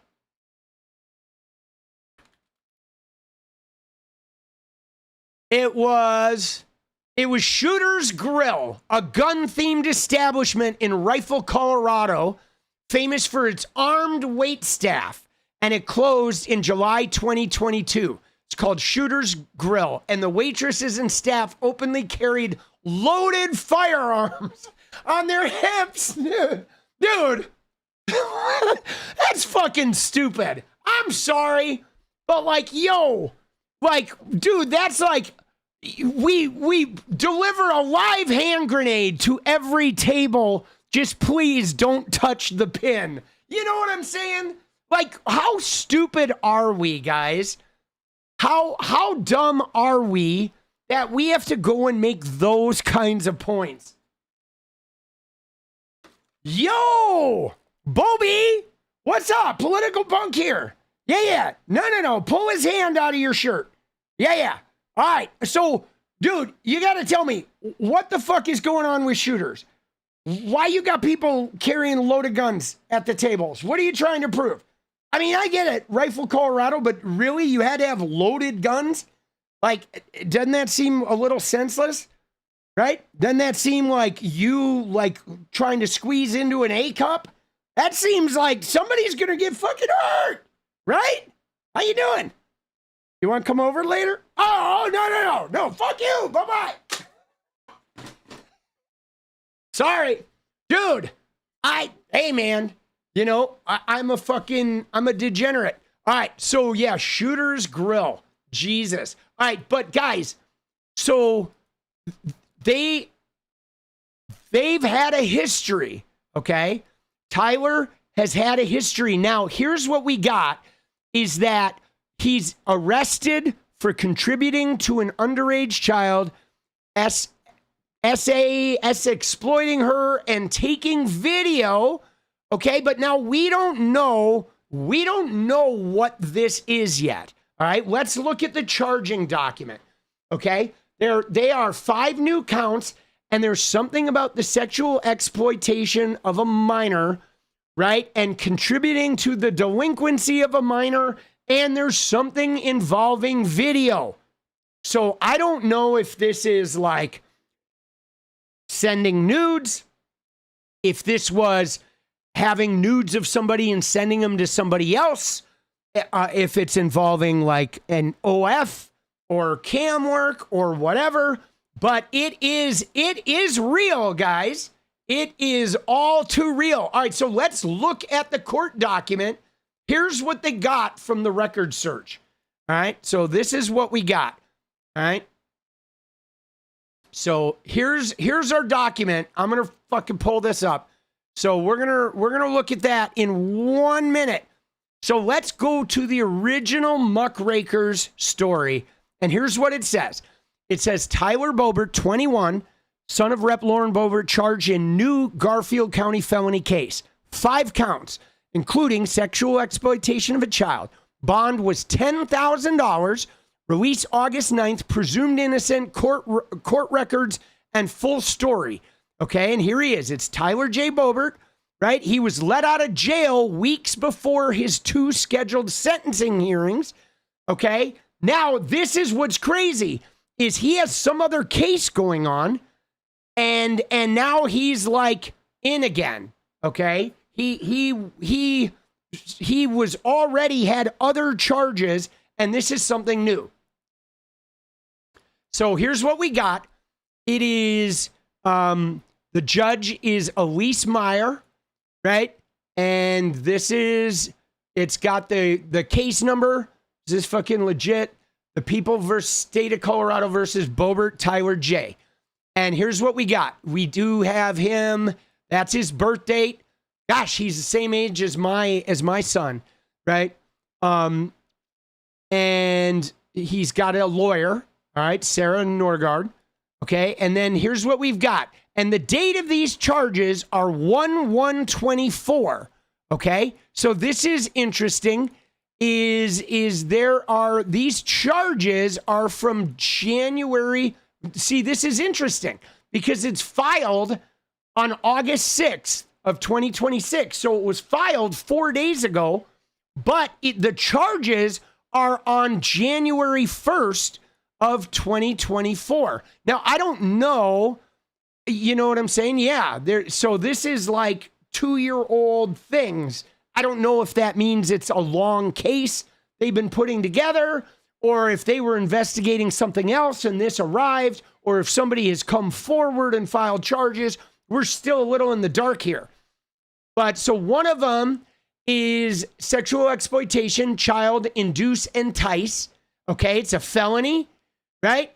And then there's another one of sexual exploitation, child possession with intent. Possess with intent. I don't know what that one is, right? Then we have sexual exploitation, child video, contributing to delinquency of a minor. There's 2 charges. So there's one with exploitation, inducing, and enticing, one with exploitation, possession with intent, and one that is exploitation with video, all related to underage, okay? And then 2 contributing to the delinquency of a minor. So that's interesting that there's 2 delinquency of a minor charges, which makes me wonder if are there 2 minors, or are there, like, is one a video and one is something that was done in person, and they're charging delinquency for both instances? Or right, if there's 2 different offenses with 1 minor, or if there's more than 1 minor, okay? And yes, it could be the minor turned 18 and pressed charges, but like, this is significant, guys, okay? This is significant. And you ready? Yeah, January, but guys, 1/1/24, which is like, think about that, 1/1/24, that's like New Year's Eve, right? Something happened on New Year's Eve. Was it after midnight? 1/1/24, they're out on New Year's, him and a minor, and then something goes on after midnight involving video and shit, whatever. Their New Year's Eve party, they're in a room. I don't know. Something, it's a little unusual to have it on 1/1, which makes you think, was it New Year's Eve related? Was this a drunken escapade, a drug bender? Yeah, New Year's Day, but that could be like 2 a.m. of New Year's Eve, right? So we don't know. But then it looks like there was an affidavit, an information filed, a request, proposed order. They did the order. So there was information was filed and an affidavit was drawn up on the 6th. Then they put together some orders on the 7th. They did a warrant, okay? A warrant from that affidavit. And on the 9th, there was a law enforcement warrant cancel. So I don't know if that means he turned himself in, right? We don't have a lot of information about this. But those are significant charges. 10 of 20. Did the counter break at 10? All right, we'll get it. Dude, what do we got? All right, so we got 10 left. He's been sharing this in his video lives. Who has? Dude, Tyler has? Do we have a link to Tyler Boebert's been sharing this in his video? Dude, thank you, Stephanie. All right, we got 10 more. All right, let's do it. We're going to start it. I got this. We're getting the goal this time, guys. Dude, Cheryl, thank you. I appreciate you. We're trying. Common practice to use the earliest known date of the activity. Oh, got you. All right, Bradshaw, by the way, in case you wonder why Bradshaw is coming in with these very thought out, like these very like succinct phrasings that have the M dashes in them, Bradshaw is asking questions in the AI.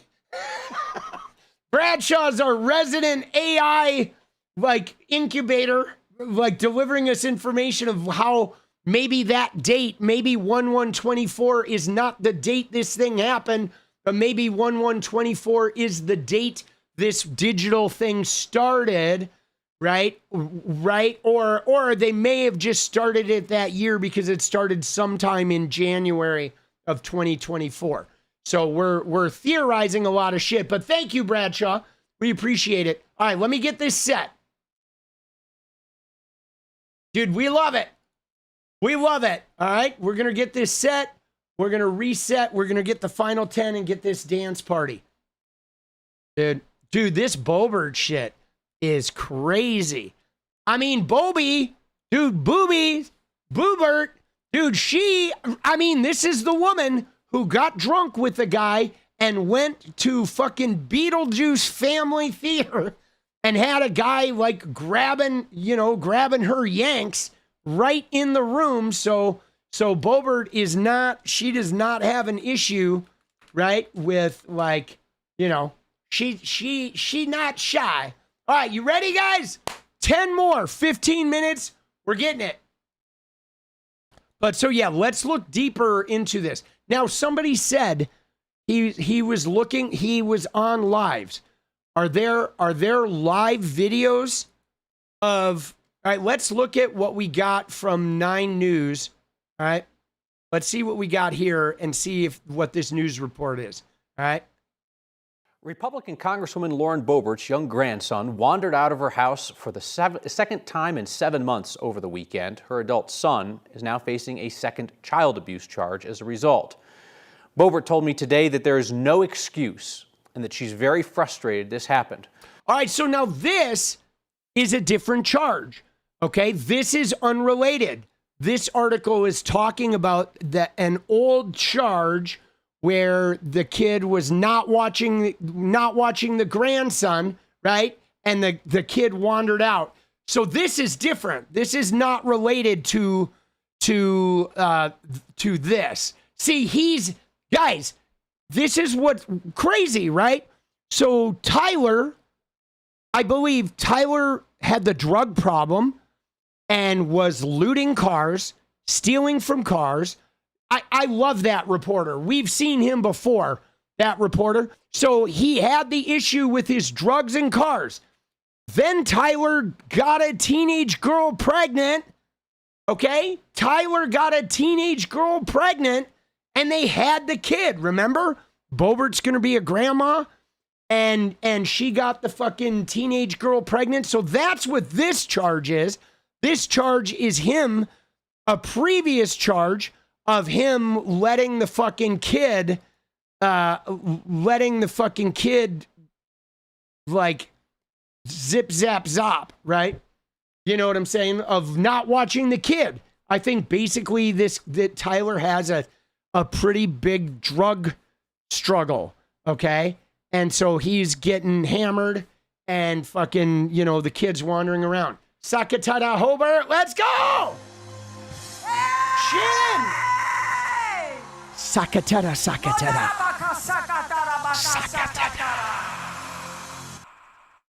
Let's go.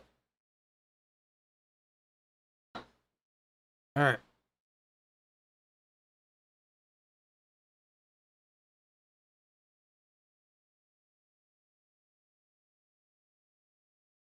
All right. So past 24 hours.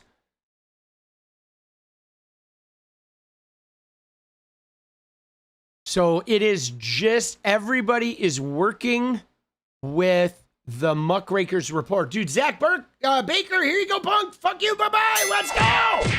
Do we love it? Yes. So, dude, and again, that one did not fucking count. But so now we only have 8, guys. I'm keeping track, dude. Our counter is fucking with us.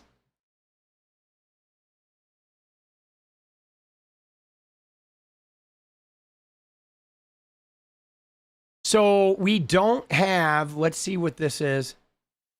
Oh, this is just a post. Okay. So nobody yet has covered this. We don't have anybody. I yelled at randomly now in public. Your boyfriend laughs. Let's go, 7. Let's go, 7. 𝗙cie𝗶𝗶𝗏.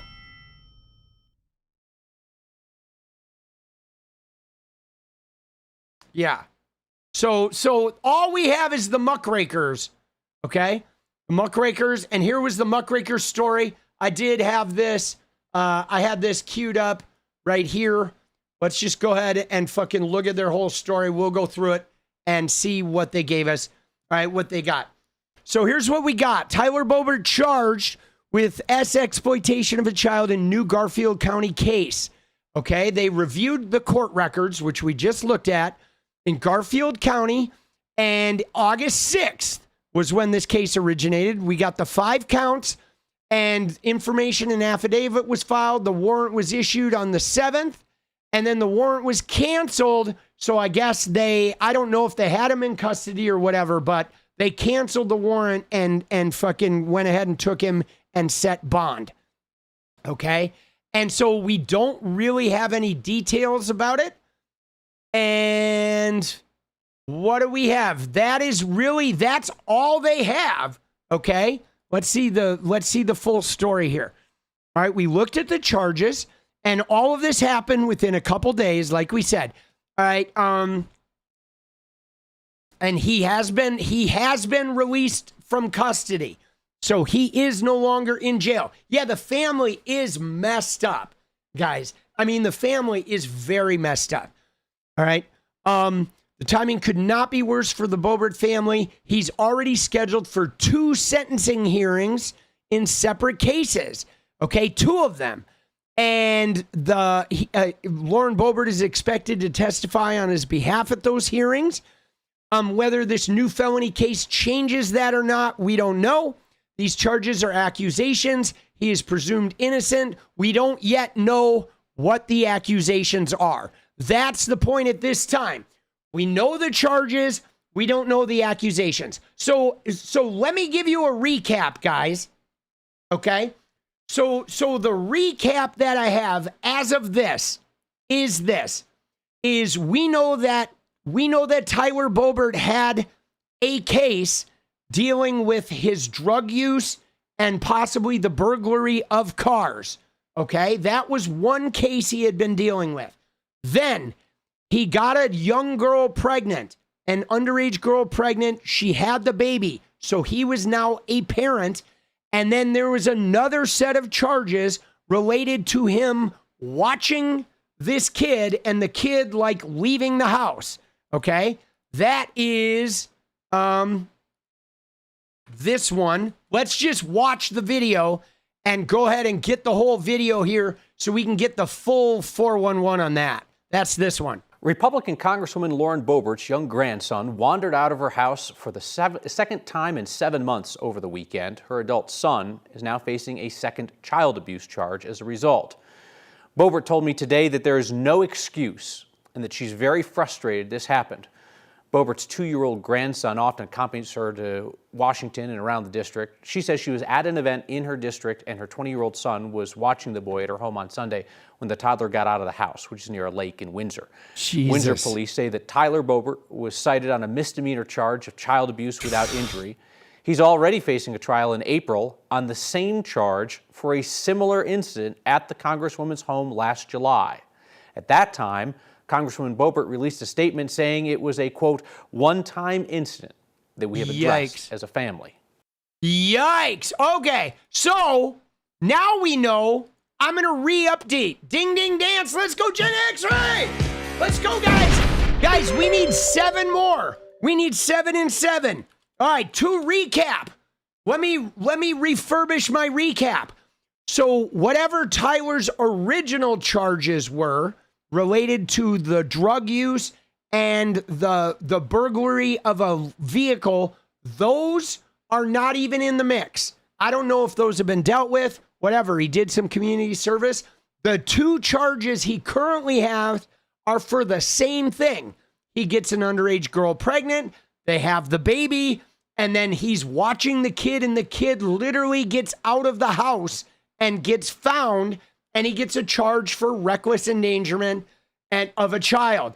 Then he goes to DC with his mother, and he's watching the kid at her house, and the kid gets out of the house, a 2-year-old, and the cops find this 2-year-old wandering around. And again, he gets a reckless endangering charge. So me, guys, Tiana, let's go. 6 away. Thank you, Tiana. Now, guys, let me just tell you, this is consistent with what I would guess is heroin or fentanyl use, okay, or pills, oxy, maybe it's oxy, maybe he's taking pills. This is consistent with a parent who's watching a kid and they're high on oxys or they're doing heroin and they nod off. And then the kid is just in the house. I mean, this is like the oldest story in the book.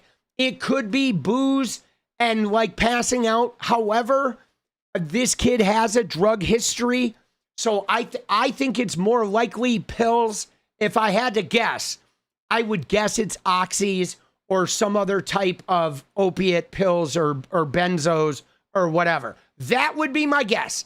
Okay, that would be my guess. From what I know is when I look at somebody like him, he looks like a pill.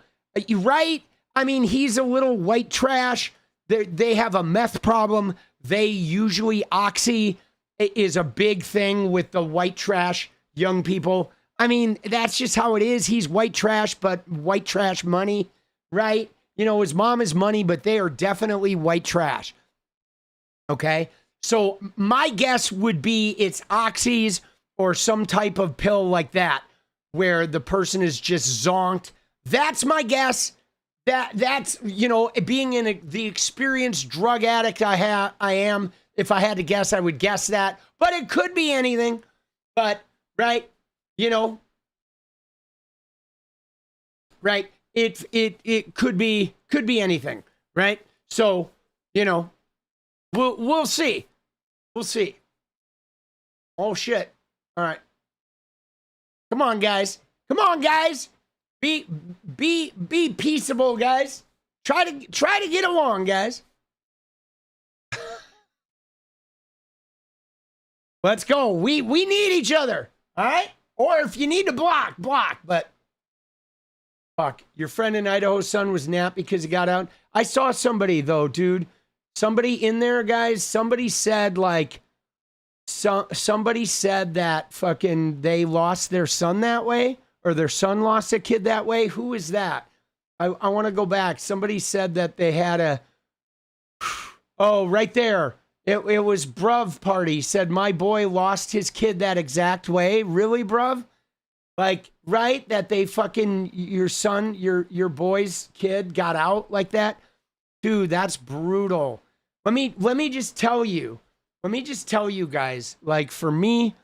Like losing a kid, like that shit, like fucking wrecks me thinking about that shit. You know what I'm saying? You know what I'm saying? That's rough, dude. That shit wrecks me. And can I tell you, I know somebody, it is one of, I know somebody from, I'm not going to go into the details because I don't want to out them.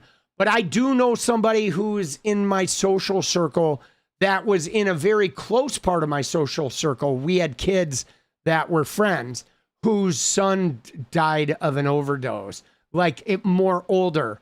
Okay. They were like, I think they were like 20 or something like that. And let me just tell you, it's fucking devastating. Okay. Devastating. Like, dude, losing a kid, man, it is just... That shit, some people never get over it. I'm serious. I'm serious, guys. Some people, they lose a kid and they just never get over it. They carry it for their entire life, man. You know, that shit is crazy. Dude, your 21-year-old lost their 21-year-old no way orphan. Guys, we have a minute and a half. Dude, we need 5 in 1.5 minutes. Let's go, baby. Dude, Jenna X-Ray, LFG. Here we go, guys. It's crunch time. This is the final 1.5. We're 5 away. 5 away. Dude, we got this. We got it. 5 in 1 minute is doable. Set our sights. Dance party incoming. I'm going to show you, though. I have something with Boebert. We're going to look at something with Boebert. We're going to, a little family history is important with these guys. All right, this is the second child abuse charge. Final countdown, 5 away, guys. 1 minute, 4 away. Let's go, Ethan. Let's go, baby. 4 away, dude. 𝗙cie 𝗶𝗹𝗀. Pine box. 3 away. 3 away, baby. 40 seconds. We are 3 away. 3 away. Something is wrong with chat. Yeah, I know YouTube just sometimes has issues. I don't know what it is, guys, but we're 3 away. I'm keeping it. 20 years. Oh no, dude, Gen Xer, that's brutal. Yeah, that shit freaks me out. That's the one thing I just don't want to experience. Right? You know, is losing a kid, losing a loved one. Dude, crash and burn. Let's go. Thank you. 2 away, guys. Dos mas. Here it comes. 10, 9, 8, 7, 6, 5. We're going into a bonus minute. Dude, 1 away. Let's go. Dude, there it is. Drew Ladd. Let's go. We did it. Oh, let's go. All right, now we don't need the bonus minute. Dude, we hit it. Let's fucking go, baby. Shin Godzilla coming in hot. Now we're getting the bonus of the bonus. All right, dance party. Locked. Let's go, baby. All right. So let me show you, though. You ready? I want to show you this, dude. All right, because you got to understand, dude, you talk to Mitch. Let's go, Corbin. You got to understand what kind of family this kid is growing up in, okay? And so let me take you on this fucking road here, right? First off, there's Lauren Boebert doing the fucking, this is Boebert doing the Andy Ogle shit. And this is Tyler, okay? This is the kid we're talking about right here, her oldest, right? I mean, if you look at him, look at this kid. He's like, why am I holding a fucking rifle? You know, these kids are holding rifles because their mom wants them to hold rifles and to make some statement about shootings and guns and fucking, right? But this is the kid who's going to grow up. I mean, if he's a Packer fan, I'm sorry, that could be part of the problem. Dude, I grew up in Wisconsin. Everybody who liked the Packers was a fucking delinquent. Dude, this shit, though, bothers me, guys. It bothers me too, guys. But let me just show you, though. We gotta, it gets worse, okay? Because let me take you on this journey that you gotta see. I gotta find the 911 call, okay? Yeah, you ready? Watch this. Okay, here we go, guys. This was a 911 call. Let me find this. This is a 911 call from Boebert's neighbor. Okay? So you got to hear this, okay? So, dude, you ready? We got a couple of things here that we're going to look at. All right? Let me find the original 911 call.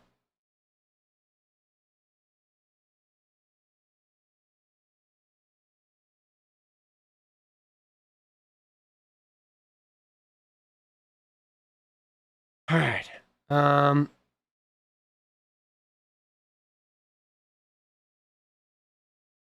You got to hear this. Boebert's neighbor.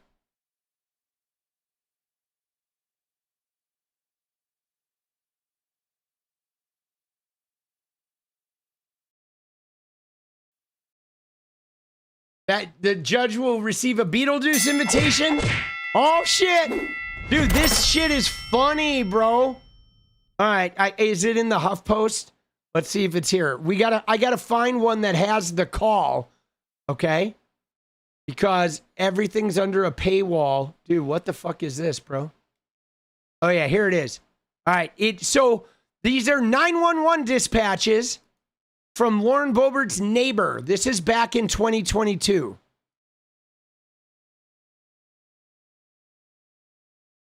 And let me find, dude, I know somebody put it on Twitter, dude. Come on now.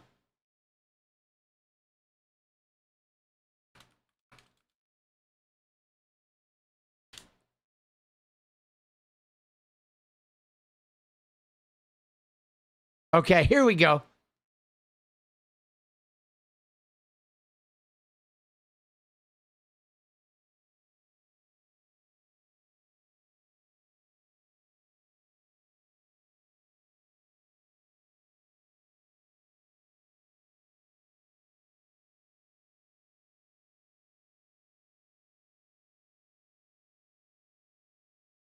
Yeah, it's this one.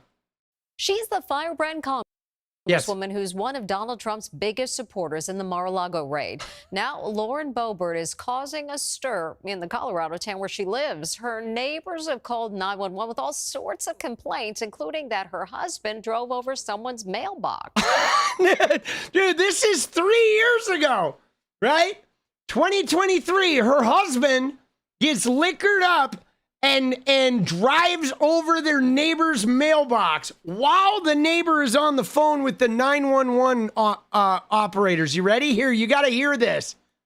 All right, here we go. As Boebert's 41-year-old husband, Jason, allegedly ran amok in a pickup. It's bad. It's Lauren Boebert's jackass husband, Jason. He's running over my mailbox right now. Stop, you jackass! Get the out of here. Sir, talk to me. Jason Boebert tells Inside Edition the dispute was a private matter between neighbors and no charges were filed. The neighbor says the dispute erupted because one of Boebert's sons was allegedly speeding in a dune buggy Racing down the up and down the street. suburban street. His kid was racing up and down our 25-mile-an-hour street doing 50 miles an hour. This guy, Jason Boebert, is as dumb as a post, so irrational. Do you know who his wife is? Lauren Boebert. She's loaded. They all have guns. Boebert is a far-right Republican who heckled President Biden during his State of the Union speech, along with her ally, Marjorie Taylor Greene. The 911 drama, which took place 2 weeks ago, came to light after Boebert used heated rhetoric to condemn the FBI for seizing top-secret documents from Mar-a-Lago last week. So now, let's put this into what happened. Is a neighbor, in all likelihood, this was Tyler, okay? It was probably Tyler, at that time, 3 years ago, he was 18. And it was most likely him, more than likely him, that was in a dune buggy racing up and down their residential street, wreaking havoc. And so the neighbor comes out and is like, yo, you need to stop with the dune buggy. And then Boebert's fucking then husband comes out and is like, fuck you, boss. They get into it. And then he gets in his truck and starts driving over the neighbor's mailbox. Bro, this is the family that is producing this kid, okay? This is like, these guys are WT to the max. This is Gestapo crap, and it will not stand. A joint Homeland Security FBI bulletin warns of a spike in violent threats, including a threat to place a so-called dirty bomb in front of FBI headquarters, and calls for armed rebellion. All right, so she's trying to tie this into a Trump thing. But there's more, though, because there was also another instance where the kid was, where the husband was like terrorizing the kid, I think. Quote, I didn't punch Jason. That's actually what you now have to hear from the Colorado Congresswoman Lauren Boebert, who has to speak out after an incident with her ex-husband where the police were called.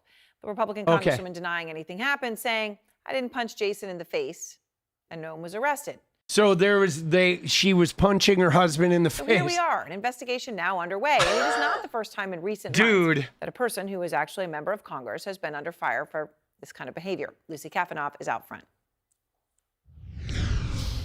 I'm Lauren Boebert, and I approve this message. Cut. That's a wrap. Congresswoman Lauren Boebert is no stranger to controversy. Tonight, the Colorado Republican is the subject of an active police investigation into an alleged altercation with her ex-husband, Jason Boebert, at the Miners Claim restaurant in her district Saturday night. God. In a statement to CNN, Boebert said, I didn't punch Jason in the face and no one was arrested. I will be consulting with my lawyer about the false claims he made against me and evaluate all of my legal options. Boebert's ex-husband telling the Denver Post that he does not want to press charges, saying, I don't want nothing to happen. Her and I were working through a difficult conversation. I don't want nothing to happen. That about sums it up. Dude, whose fever dream are we trapped in? Let's go, Jennifer. I don't want nothing to happen. Yo, what up? Bobby is political punk? Yeah. I don't want nothing to happen. I don't want nothing to happen. Nope. No, you didn't punch me in the face. Nope. Yeah, I did drive over his mailbox. Yeah, several times. I tried to shag his wife, too, but I had a little too much whiskey. It was the old Trump up. I couldn't get it up. Nope, soft as shit. Yep, it was like trying to shove Play-Doh into a fucking, into something. Yep. Nope. I didn't want nothing. Nope. Love ya. All right, fuck you. Bye-bye. Jesus. Oh my God, that's quite the statement, right? Right? That's quite the statement. Her only statement was, I didn't punch Jason in the face and no one was arrested. We're coming together to take our country back. It is the latest in a series of controversies plaguing the far-right firebrand. I am announcing my candidacy for the 2024 Republican nomination to represent Colorado's 4th Congressional District. See, here's the problem. The problem is like this media, okay? I mean, look at this. Did you hear what the person on CNN said? She called her a far-right firebrand. She's not a far-right firebrand. She's a fucking drunk, okay? She's a drunk. She is. She's a drunk with emotional regulation issues, with behavioral problems from a family of drunks and drug addicts that are reckless and wanton and fucking get in trouble. And like somehow she managed to get her stupid, drunk, fucking irresponsible ass into a congressional position. So now she gets some level of protection and get out of jail free card while being a fucking moronic drunk that gets into like fist fights in public restaurants. And like, this is another problem we have, is that how many people in Washington are like this? Look at what we got. We got Swalwell, we got Boebert, we got Trump, we got Corey Lewandowski. I mean, I could probably name 50 of these fuckers, right? That are either like stealing or conniving, graping. I mean, it's just ridiculous that like these are the level of people. These are the type of people that are our legislators. Why the fuck is this woman making any laws? She can't even stay sober enough or to be a mother to a kid that doesn't let their 2-year-old run around out on the fucking highway. You know what I mean? While he's like passed over from OxyContin and shit. Like, give me a fucking break, dude. Jesus. Last month, Boebert announced she will be switching to run for a seat in Colorado's more conservative 4th district rather than facing a tough re-election bid in Colorado's 3rd district. And yes, Max Miller. And then did you see that? Look at that shit. Like when her district, she did such a terrible job. You ready? She did such a terrible job in her own district that she was going to lose. So what they did was they moved her. She moved and ran in a different district that was more conservative, more religious, more fucking brain dead, I guess, because they're willing to vote for some WT drunk that punches her fucking ex-husband in the fucking restaurant after he drives over their neighbor's shit. Dude, let's go. Intuition Jen, let's go. Yes, every day more and more pedos being revealed. So gross. The GOP is the pedo party. They really are, guys. Can I just show you? Thank you, boss. I mean, while we're on the subject of this shit, literally another one, dude. Another GOP right here, boss. Right? Here was my tweet. Fucking this one. Well, the media talks about something Hasan Piker said years ago. What are all the Republicans doing? Oh, there's what they're doing. Republican Vice Chairman Clint Bush has been arrested on 11 counts of 𝗙cie possession. He faces 110 years in prison. Clint Bush is his name. Jesus fucking Christ, bro. This announcement is a fresh start following a pretty difficult year for me and my family. I had never been in politics before, and I'd never been through a divorce. I'm Lauren Boebert, and Oh, yeah. She's like, oh, I got into politics. I got a divorce. I got drunk, punched my husband, drove over mailboxes. My kid got busted for drugs. But now I'm going to move over into this conservative district, and now I'm like, now I'm better, right? I'm better now, guys. You know what I'm saying? Oh, shit. You know what it is like the quality was super low. That's why you couldn't see her. After spending nearly 2 decades with her husband. I got married.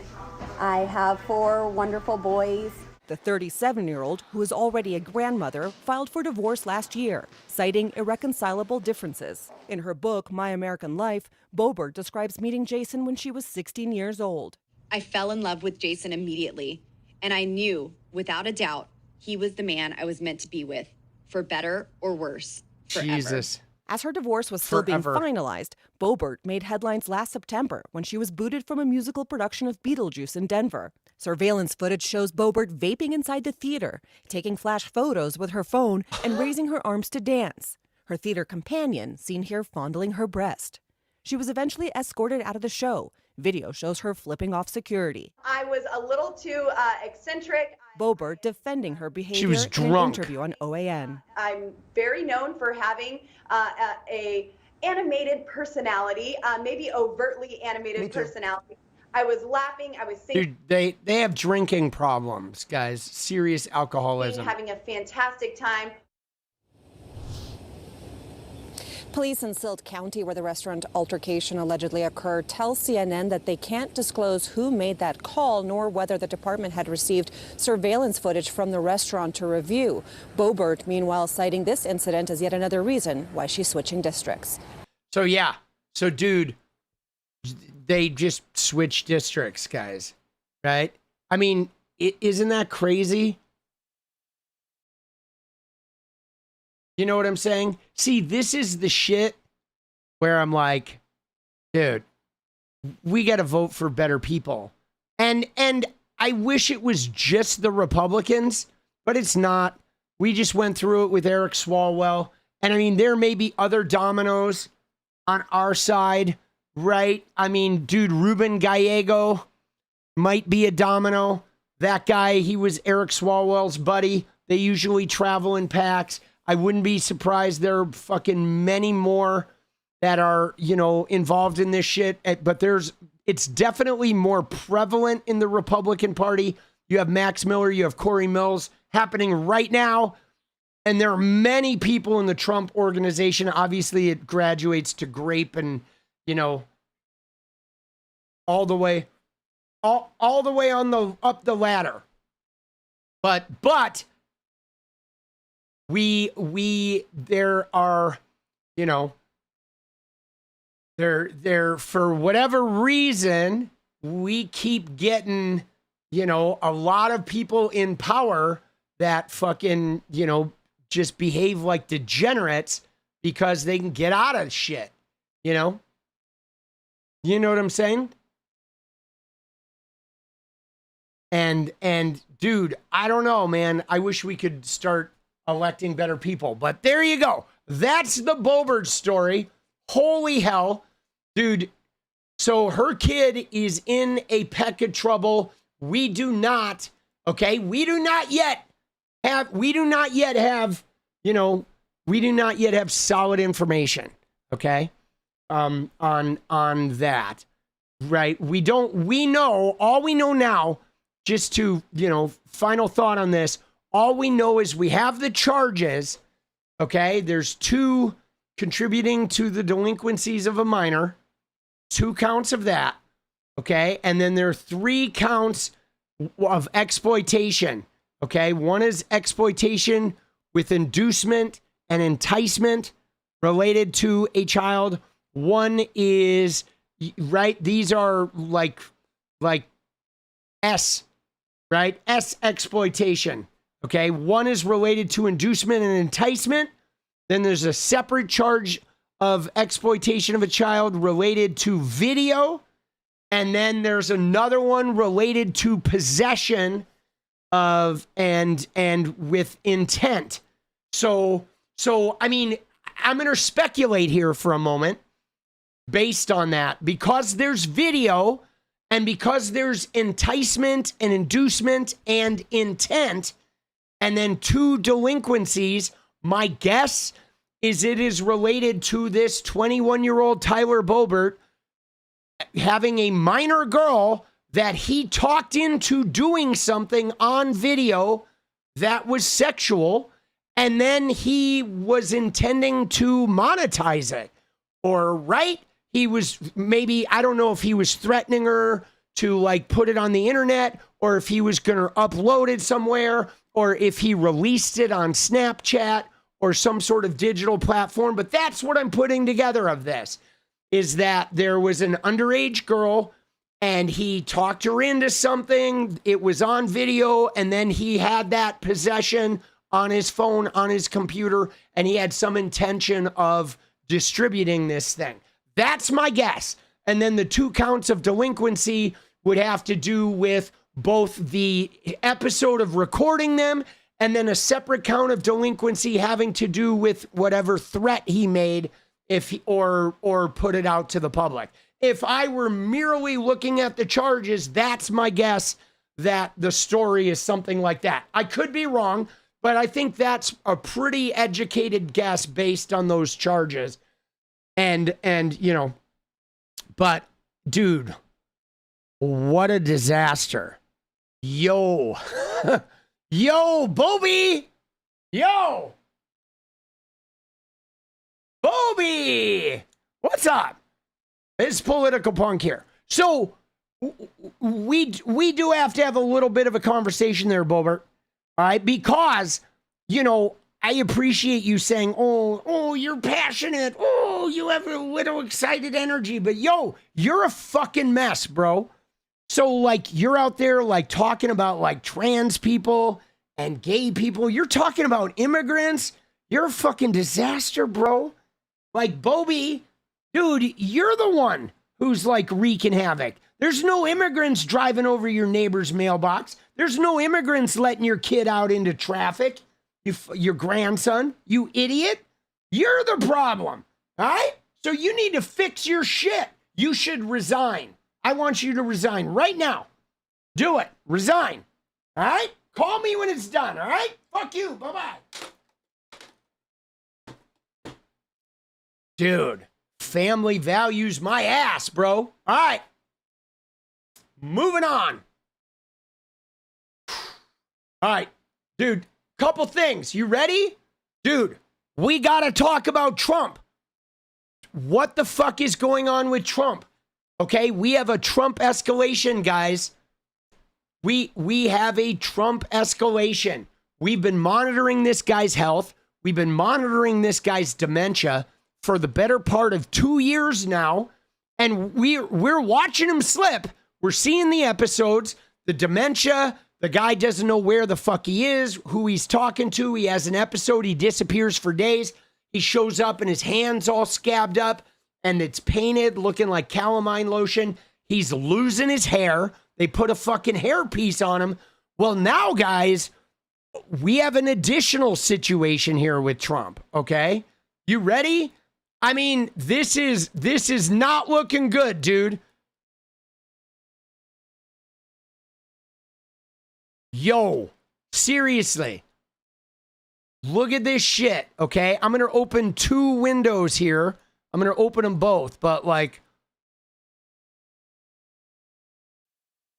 look at the arms, okay?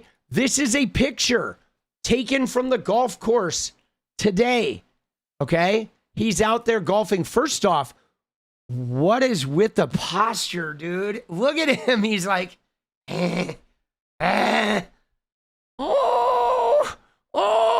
Natalie Harp. Oh, somebody changed my diaper. Oh, my catheter is clogged. Oh, that hurts. Oh, golf cart. Oh, Iran, Strait of Hormuz.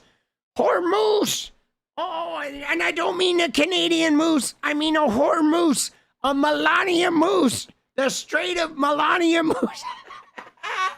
Dude, look at him. What in the fucking posture is this? How is this guy How is this guy still alive? Look at his fucking arm though, guys. Look at that shit. Yo, is he like shaking hands again with his full forearm? He, Mr. Magoo in his prime. Dude, he does not look good. Uncle festering in a huge way, guys. This is, I mean, there's no other interpretation here that like this guy is dying like right in front of us, man. I mean, look at that shit. That is like deep, okay? It is like deep bruising. I don't know if I just don't know what's going on. Okay? I don't know if he's tumbling. I don't know if it's related to the hand, if they're like grabbing new veins up here for his treatments or whatever. Yes, the 43-time golf champion, but I mean, just in general, look at him. Look at his posture. Look at it. His head is like down here, right? He's scabbed up, bruised up. I mean, you know, and Natalie Harp is everywhere, guys. Okay? Everywhere. I mean, seriously, let me show you another photo. This is another one that Ron Filipkowski put today, dude, that was fucking crazy, okay? Is this photo, look at this. This is Trump, okay? This is Trump this is Eric. This obviously is Lara Trump because look at her. She weighs like 7 pounds. But look at him. Look at his legs. Look at the way he is standing. With his legs bowed out, he's leaning forward to like there is something that he's writing on, or right? And there's Natalie Harp back here with the newspapers and shit. She's like 3 feet from him, but look at him. He is like, you know what I'm saying? Like, he is like deeply pigeon-toed, knees buckled just to lean down and do whatever he's doing, whether he's signing that piece of metal or what. Okay? Let's download this image.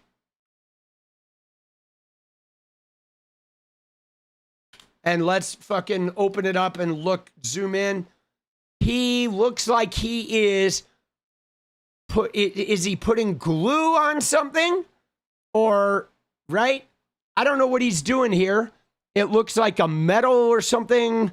I don't know if he's putting glue on there or if what he's doing, but you see how he's like, his fucking fingers are all corked out.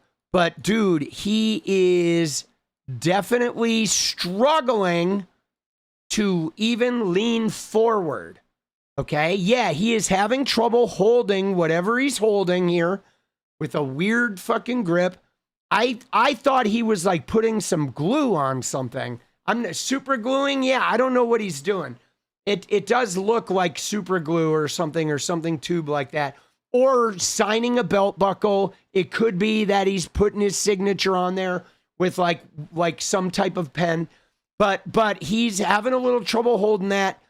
The fucking hair is like whatevs. But dude, this is the part that's weird. Is him having some physical difficulty just doing like engaging his body in the simple act of leaning forward. Okay? That is unusual. Something is going on. I don't know if he's got like does he have a I don't know, nuclear diaper, right? Does this guy have a fucking cobalt diaper that he's wearing? Some type of plutonium fucking, plutonium catheter setup, right? Having a crap. Dude, is he like shitting and signing? Right? I mean, we've seen him with the apparatus, perhaps, that he has under here. But again, Natalie Harp is right with him. Okay, 3 feet away, always there. All right. And I feel like this takes on a little bit of meaning when you look at his like posture, dude, that he is, you know, this guy is a sack of like, you know, near death experience here. NDE, man. You know what I'm saying? Donald Trump live at the NDE, starring Donald Trump. Like, dude, something definitely going on. Brutal, man. You know? And so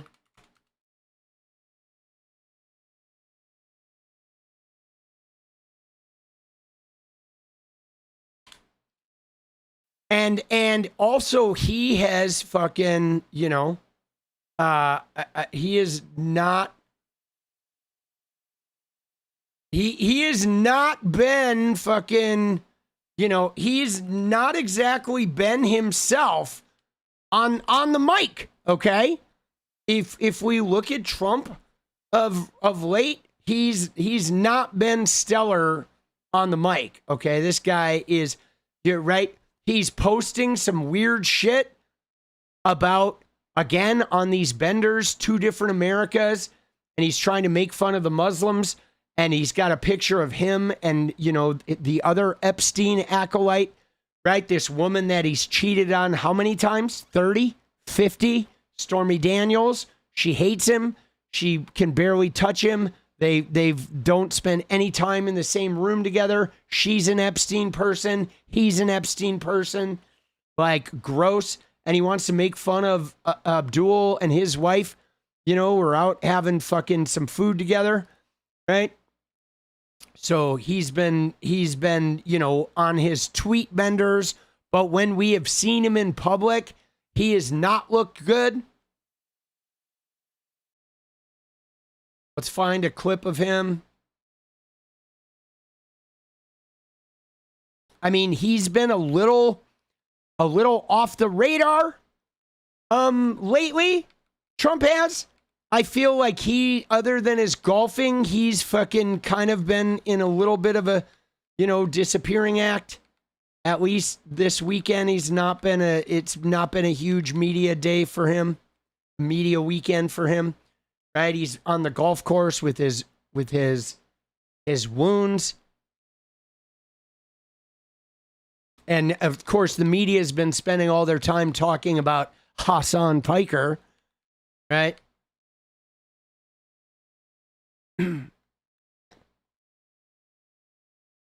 I mean, he's still tweeting about the 2020 election. We're in the middle of a war. Okay. Here's one. Let's find a good clip from him. Right, here we go. To build rare earth magnets. Magnets, you got to go with magnets. That's a good one. Everybody should go for magnets. Really badly needed. And global advantage. Dude, magnets. Okay. All right, Trumpy. All right, we're getting what you're putting down here. You ready? Here we go, dude.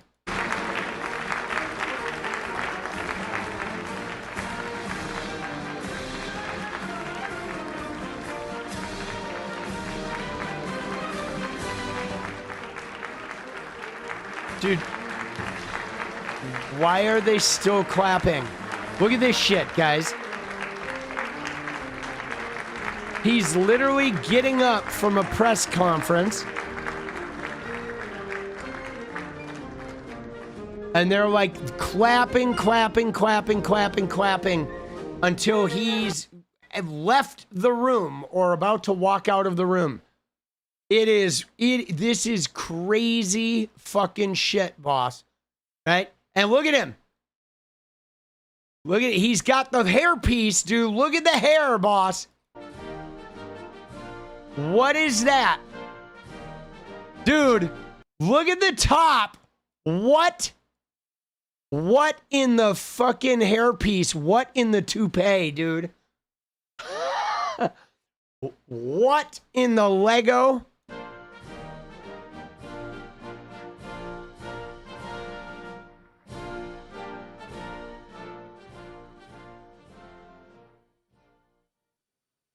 That's a very nice song. Dude, Jesus. I'll tell you that. Doug? Well, sir, today is a day of gratitude, and we're grateful, first of all, to have a president that understands the importance of this industry and understand that our future depends on restoring American mining. Dude, what the fuck? Restoring American mining. Why the fuck are we mining, guys? You know what I'm saying? Like, why? You know that the average lifespan of like a coal miner is like 49? It's like, dude, and I heard Trump say once, oh, these guys want to just keep mining. I don't care if they want to keep mining. I'm serious, okay? You're going to die at 48 of black lung and like, no, we're getting you out of the mine. I don't care if you want to go there. I'm sure, yeah, you'd probably like to just, you know what I'm saying? Like, what are we doing? Why? I don't even believe that they don't want to stop. I don't believe that. I believe they're probably scared. They can't picture a life without it. But like, dude, give me a fucking break, dude. It's like so deadly and so dangerous. And look at the hair, dude. This shit, this is crazy, bro. Oh my God. That is like completely outfitted.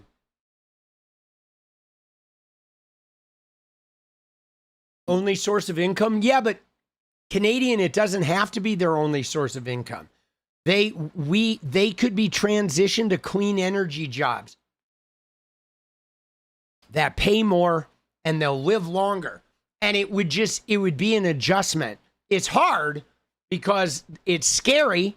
It's scary to go into areas where guys have been mining their whole life and to then transfer them into new clean energy careers. But we certainly have the resources to do it. I mean, think about this. We're spending $1 billion a day on the Iran war. We could be spending $1 billion a day, right? $1 billion a month to convert all of the miners in America to good, clean energy, sustainable energy jobs. Training, right? And we could take, can you imagine $1 billion a day we're spending on the war? Do you realize we could take these miners and give all of their families college educations and healthcare and fucking buy them groceries for like 100 years, every single miner in America, and teach their whole family like clean energy jobs and put all of those kids through college for less money than we're fucking spending on like 10 days of this fucking war? You know what I mean? Yes, I know they paid they paid wind people to shut down their shit. Like, give me a fucking break.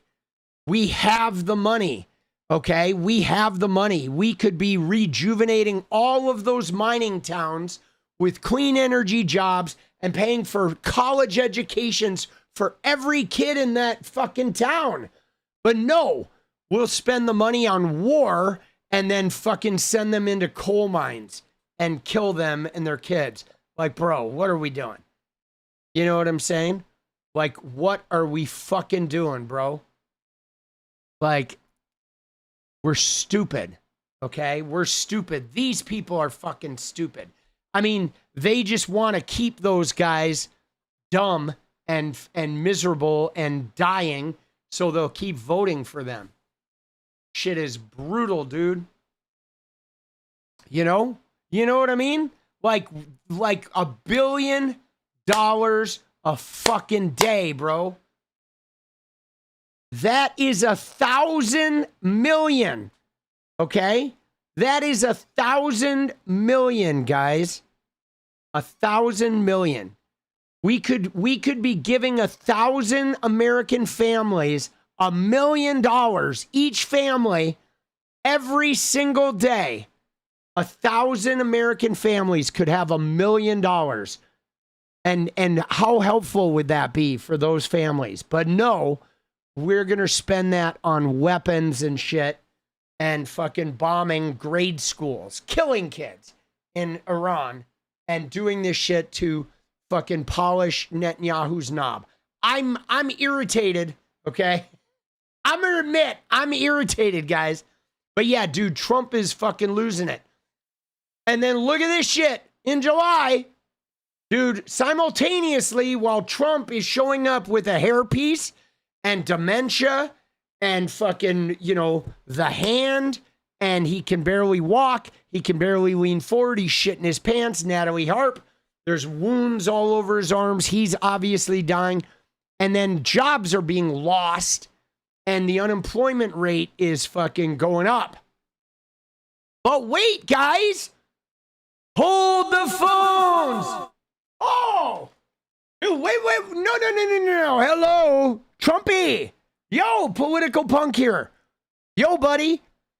Now, I'm confused because you said once you started deporting everybody, once you started like closing the border, there's going to be a whole bunch of jobs, right? A whole bunch of money, half price electricity.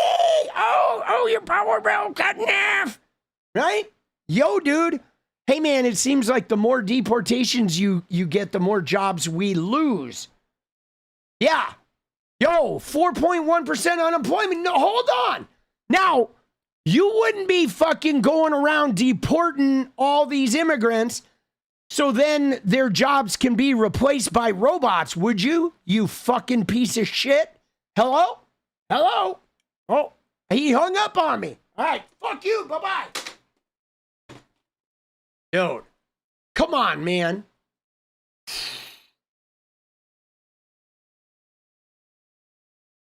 Need to find a better way to produce clean energy? We do. I mean, we should be spending public money. Some of that $1 billion a day should be being invested into finding clean energy, or we could be learning from China. But no, that would be communist, right? No, anything that comes from China, we got to ignore. So instead, we have coal miners. Dude, Trump is the Titanic. Republican Party is the band. Oh, dude, that is amazing. I'm stealing that too, Sugar, just so you know, right? I'm stealing that. Trump is the Titanic and the Republican Party is the band. So good, dude. Oh, shit. Yeah, guys, by the way, just so you know, and I don't want to center everything around Hasan, but I do want to say that Hasan has definitely spent some time talking about the good shit about China. Okay, so is Hasan's producer, who recently just got called out, right, by fucking these Zionist Democrat people who are like, oh, Hasan's China, he's communist, he's gonna kill everybody. And it's like, no, man, they talk about the good shit that China is doing, and we should be emulating that shit and not being like, oh, no, that's communist, right? Doing clean energy is communist. No, guys, if we keep mining coal and China keeps doing clean energy, we're gonna wake up one day, guys, and we're literally gonna be a third world country. We're headed there, and it's not going to be because of immigrants. It's going to be we're a third world country because we don't invest in our fucking people. All we do is buy weapons and you know, pay for Israel's wars. Okay?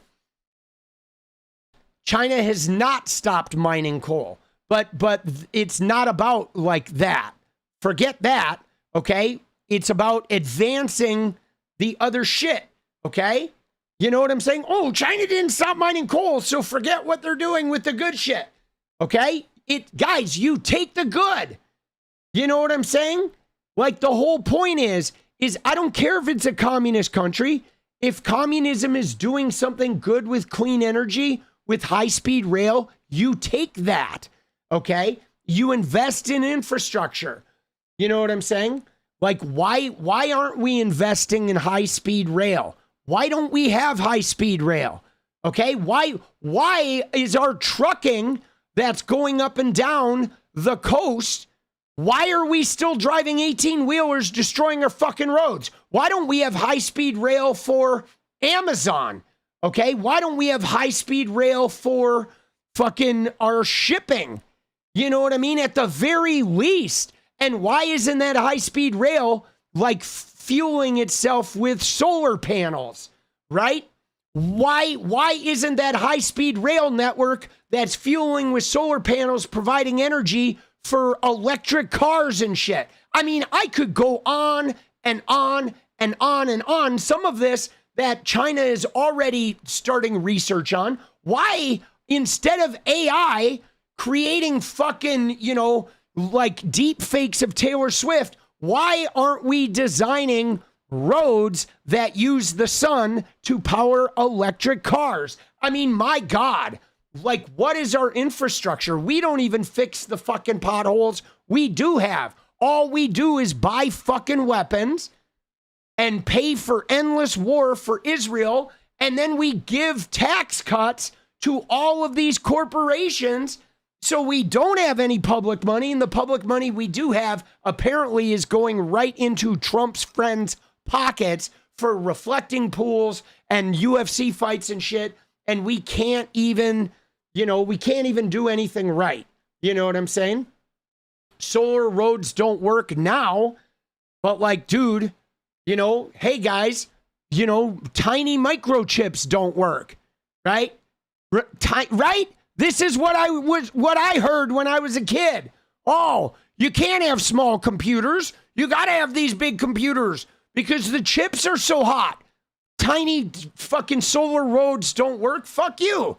Right now they don't. God damn it. Like, you know what I'm saying? Like, give me a fucking break, dude. Dude, we solved that shit. Okay? We solved that shit. But no, we use AI and advanced technology to propagandize us and to buy bulletproof vests. You know what I'm saying?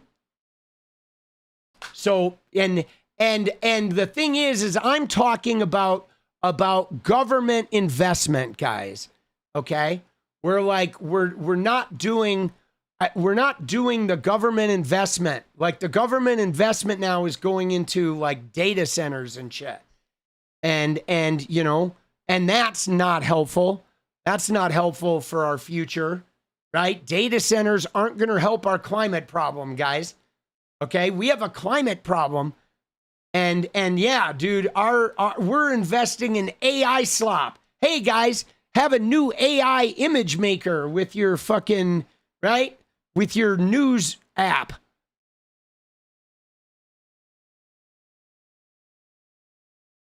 You know, I mean, dude, we're failing. Okay? We are failing. Can I just tell you something, guys? Hear me out on this. Okay? And this is my last thing. And then I gotta go make videos. But I wanna follow something up with you guys. And this isn't just about Trump. This is about the Democratic establishment and our U.S. government as a whole. Okay, and you ready for this, guys? I bought a Ford minivan in 2005, a Ford Freestar. When my son was born, I used that minivan to drive the country. Okay, now, you ready? Hear me out on this. Hybrid minivans exist. And in fact, they were available for purchase in Japan and other Asian countries by Toyota, okay? And right, they existed. There was a wait list, guys, for hybrid minivans here in America that was like 100,000 fucking people. But they wouldn't let hybrid minivans into America. Why? Oil. Why? Oil. Why? Oil. Why? American automakers not wanting to fucking evolve beyond oil. This is what we do in America. This is what we've been doing. We have been squelching beneficial climate-saving technology Okay? Our governmental establishment has squelched this shit on purpose. Oil. And then what do? $1 billion a day in the fucking, in the Middle East. Okay? I tried to buy a hybrid minivan in America and could not, even though they were available and being driven in other parts of the world. That is what we're fucking dealing with. That is why I back people like Hasan Kamala and Zoran Mamdani and 𝗙𝗪𝗏𝗪𝗏 𝗍𝗪𝗏 and people that are not these fucking Zionist establishment motherfuckers that are just turning the other way while we spend $1 billion a day, because we have been actively suppressing our advancements here in America for a long fucking time. And we need to stop fucking doing that. This harm reduction is bullshit. Okay? We need to be done with harm reduction because they're fucking us, guys. Okay? They are fucking us. Okay? And so, like, man, we need some warriors, guys. And if you're not getting loudmouth and wanting to fucking shake the cage and rattle the cage and kick some fucking doors open, then why not? Okay? Somebody said to me the other day, why are you so angry? Why aren't you angry? Why aren't you angrier? Okay? And I mean, what I've seen in the last 2 years, man, is like, I see it now. I mean, I've known this, but like now I'm seeing it. Now we have fighters coming up and the whole system is trying to shut them down so we can have more gas guzzling, oil sucking cars and spend $1 billion a day to kill kids in another part of the country with our bully pal Israel while we are literally eating shit out of a fucking can. Okay? And so, like, I leave you on that note. But now we're going to kumbaya. We're going to fucking dance. Dude, I'm pissed. All right? But if you wonder why I'm behind Hasan Kamala and these other crazy leftists, that's why. Okay? Because I have a 21-year-old kid and I want to put the gloves on and I don't want any more fucking harm reduction. Okay? I don't want to just have to like become a millionaire so I can protect my kid and everybody else's kid gets fed into a fucking wood chipper. A wood chipper, you know what I'm saying? And like, right? You know what I mean? Like, dude, and tomorrow I'm going to go talk about this shit on Hutch's fucking stream, okay? If you want to watch Hutch, I think he streams on Twitch or whatever, but I'm going to go on his stream tomorrow and talk to him. And if not, I will get a copy of it and video of it, and I will make sure that I make a video of it, okay? It'll be discussed, okay? But all right, you ready? You ready to dance, guys? Let's fucking go, baby.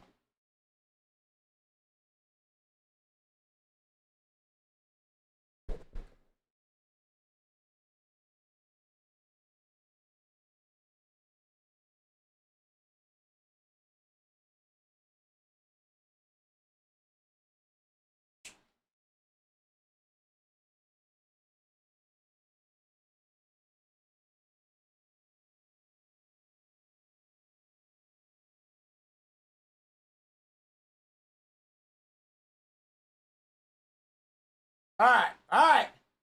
Let's go. Oh, shit.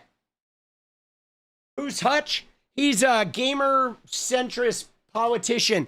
He's a guy who's like super anti-Hasan and constantly clout chasing Hasan and leftists, but he is a total like party line towing person, right?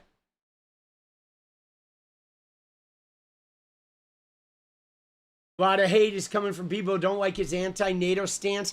Yeah, no, I want to learn more about his anti-NATO stance, right? I do need to learn more about that because that is something when I'm like fucking, what do you, right? When I hear those types of things. But again, though, we don't have to like every stance that people have, right? You take the good, right? You know what I'm saying? And so So, I mean, but I'm not super familiar with that. I don't know a lot about NATO. Fuck him. Why am I going on his stream? So I'm going to go everywhere. Okay. Because I want to go and debate and fucking talk to people. Like, I want to go talk to his centrists and explain to them why I left centrism, so some of those people can get out of the cult and hear some truth and challenge their bullshit ideals. And the same reason I'm going to go on everybody's thing now. Now, as I branch out, I'm going to go talk to everybody to try and wake people up. Right? You got to wake people up. Yeah, no, I have heard that he is anti-NATO. And if somebody wants to explain, like, please put in Discord. Somebody write in Discord. Give me a synopsis of why Hasan is anti-NATO so I can look into it.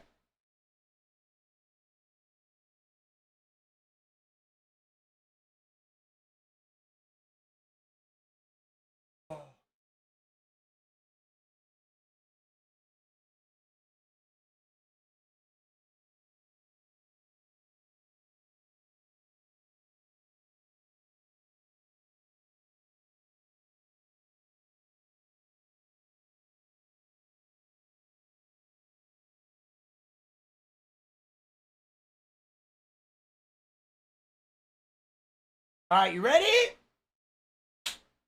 Let's go, baby. All right, we're getting in. We're getting in it.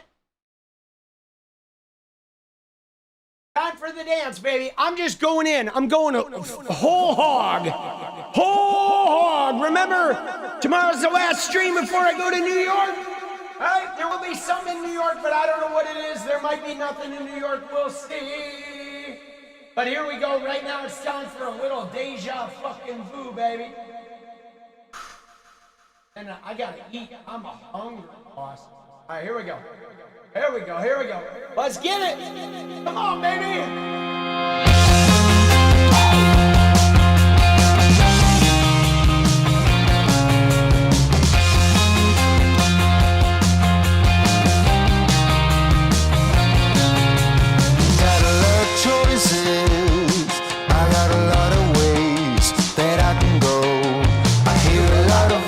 They have a lot to say, but I've known.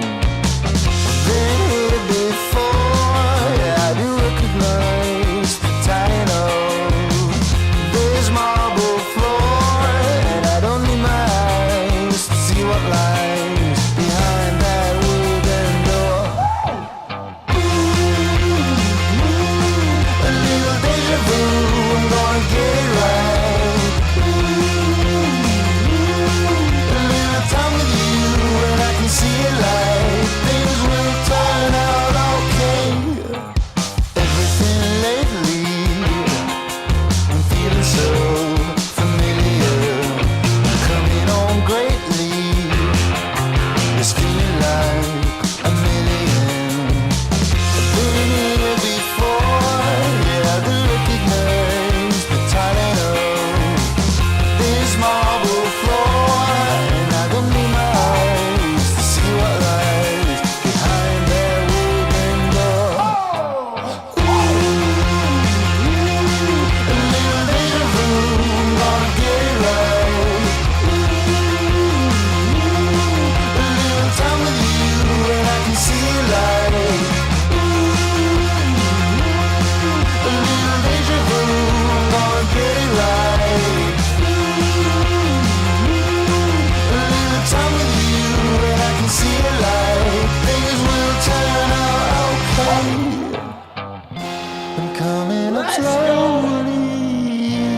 Feeling that I have now, almost a bit holy, an notion that I will make it out somehow.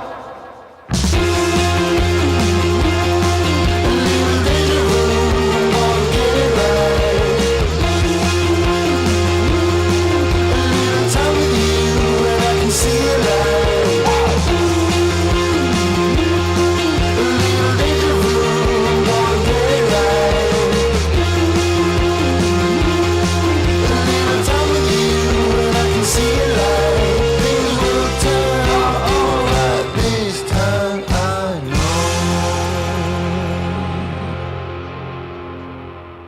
Let's go! All right. All right, guys. Dude, thank you again for an amazing, thought-provoking stream. I really fucking appreciate you guys. And big love, huge love. All right, we're in it to win it, baby. All right, take care of your head. Fucking be good to yourselves. Be good to your neighbors. And stay in the fight, kids. We got a long way to go, baby. And in the meantime, do that one thing that's so important. You gotta stay radiant. Good night.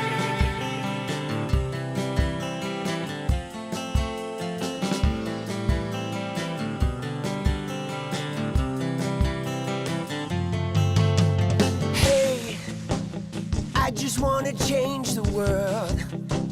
I just want the perfect girl. I don't wanna hang around, I'd rather be found. It gets better, I wonder, my pleasure together. Everyone's waiting, anticipating.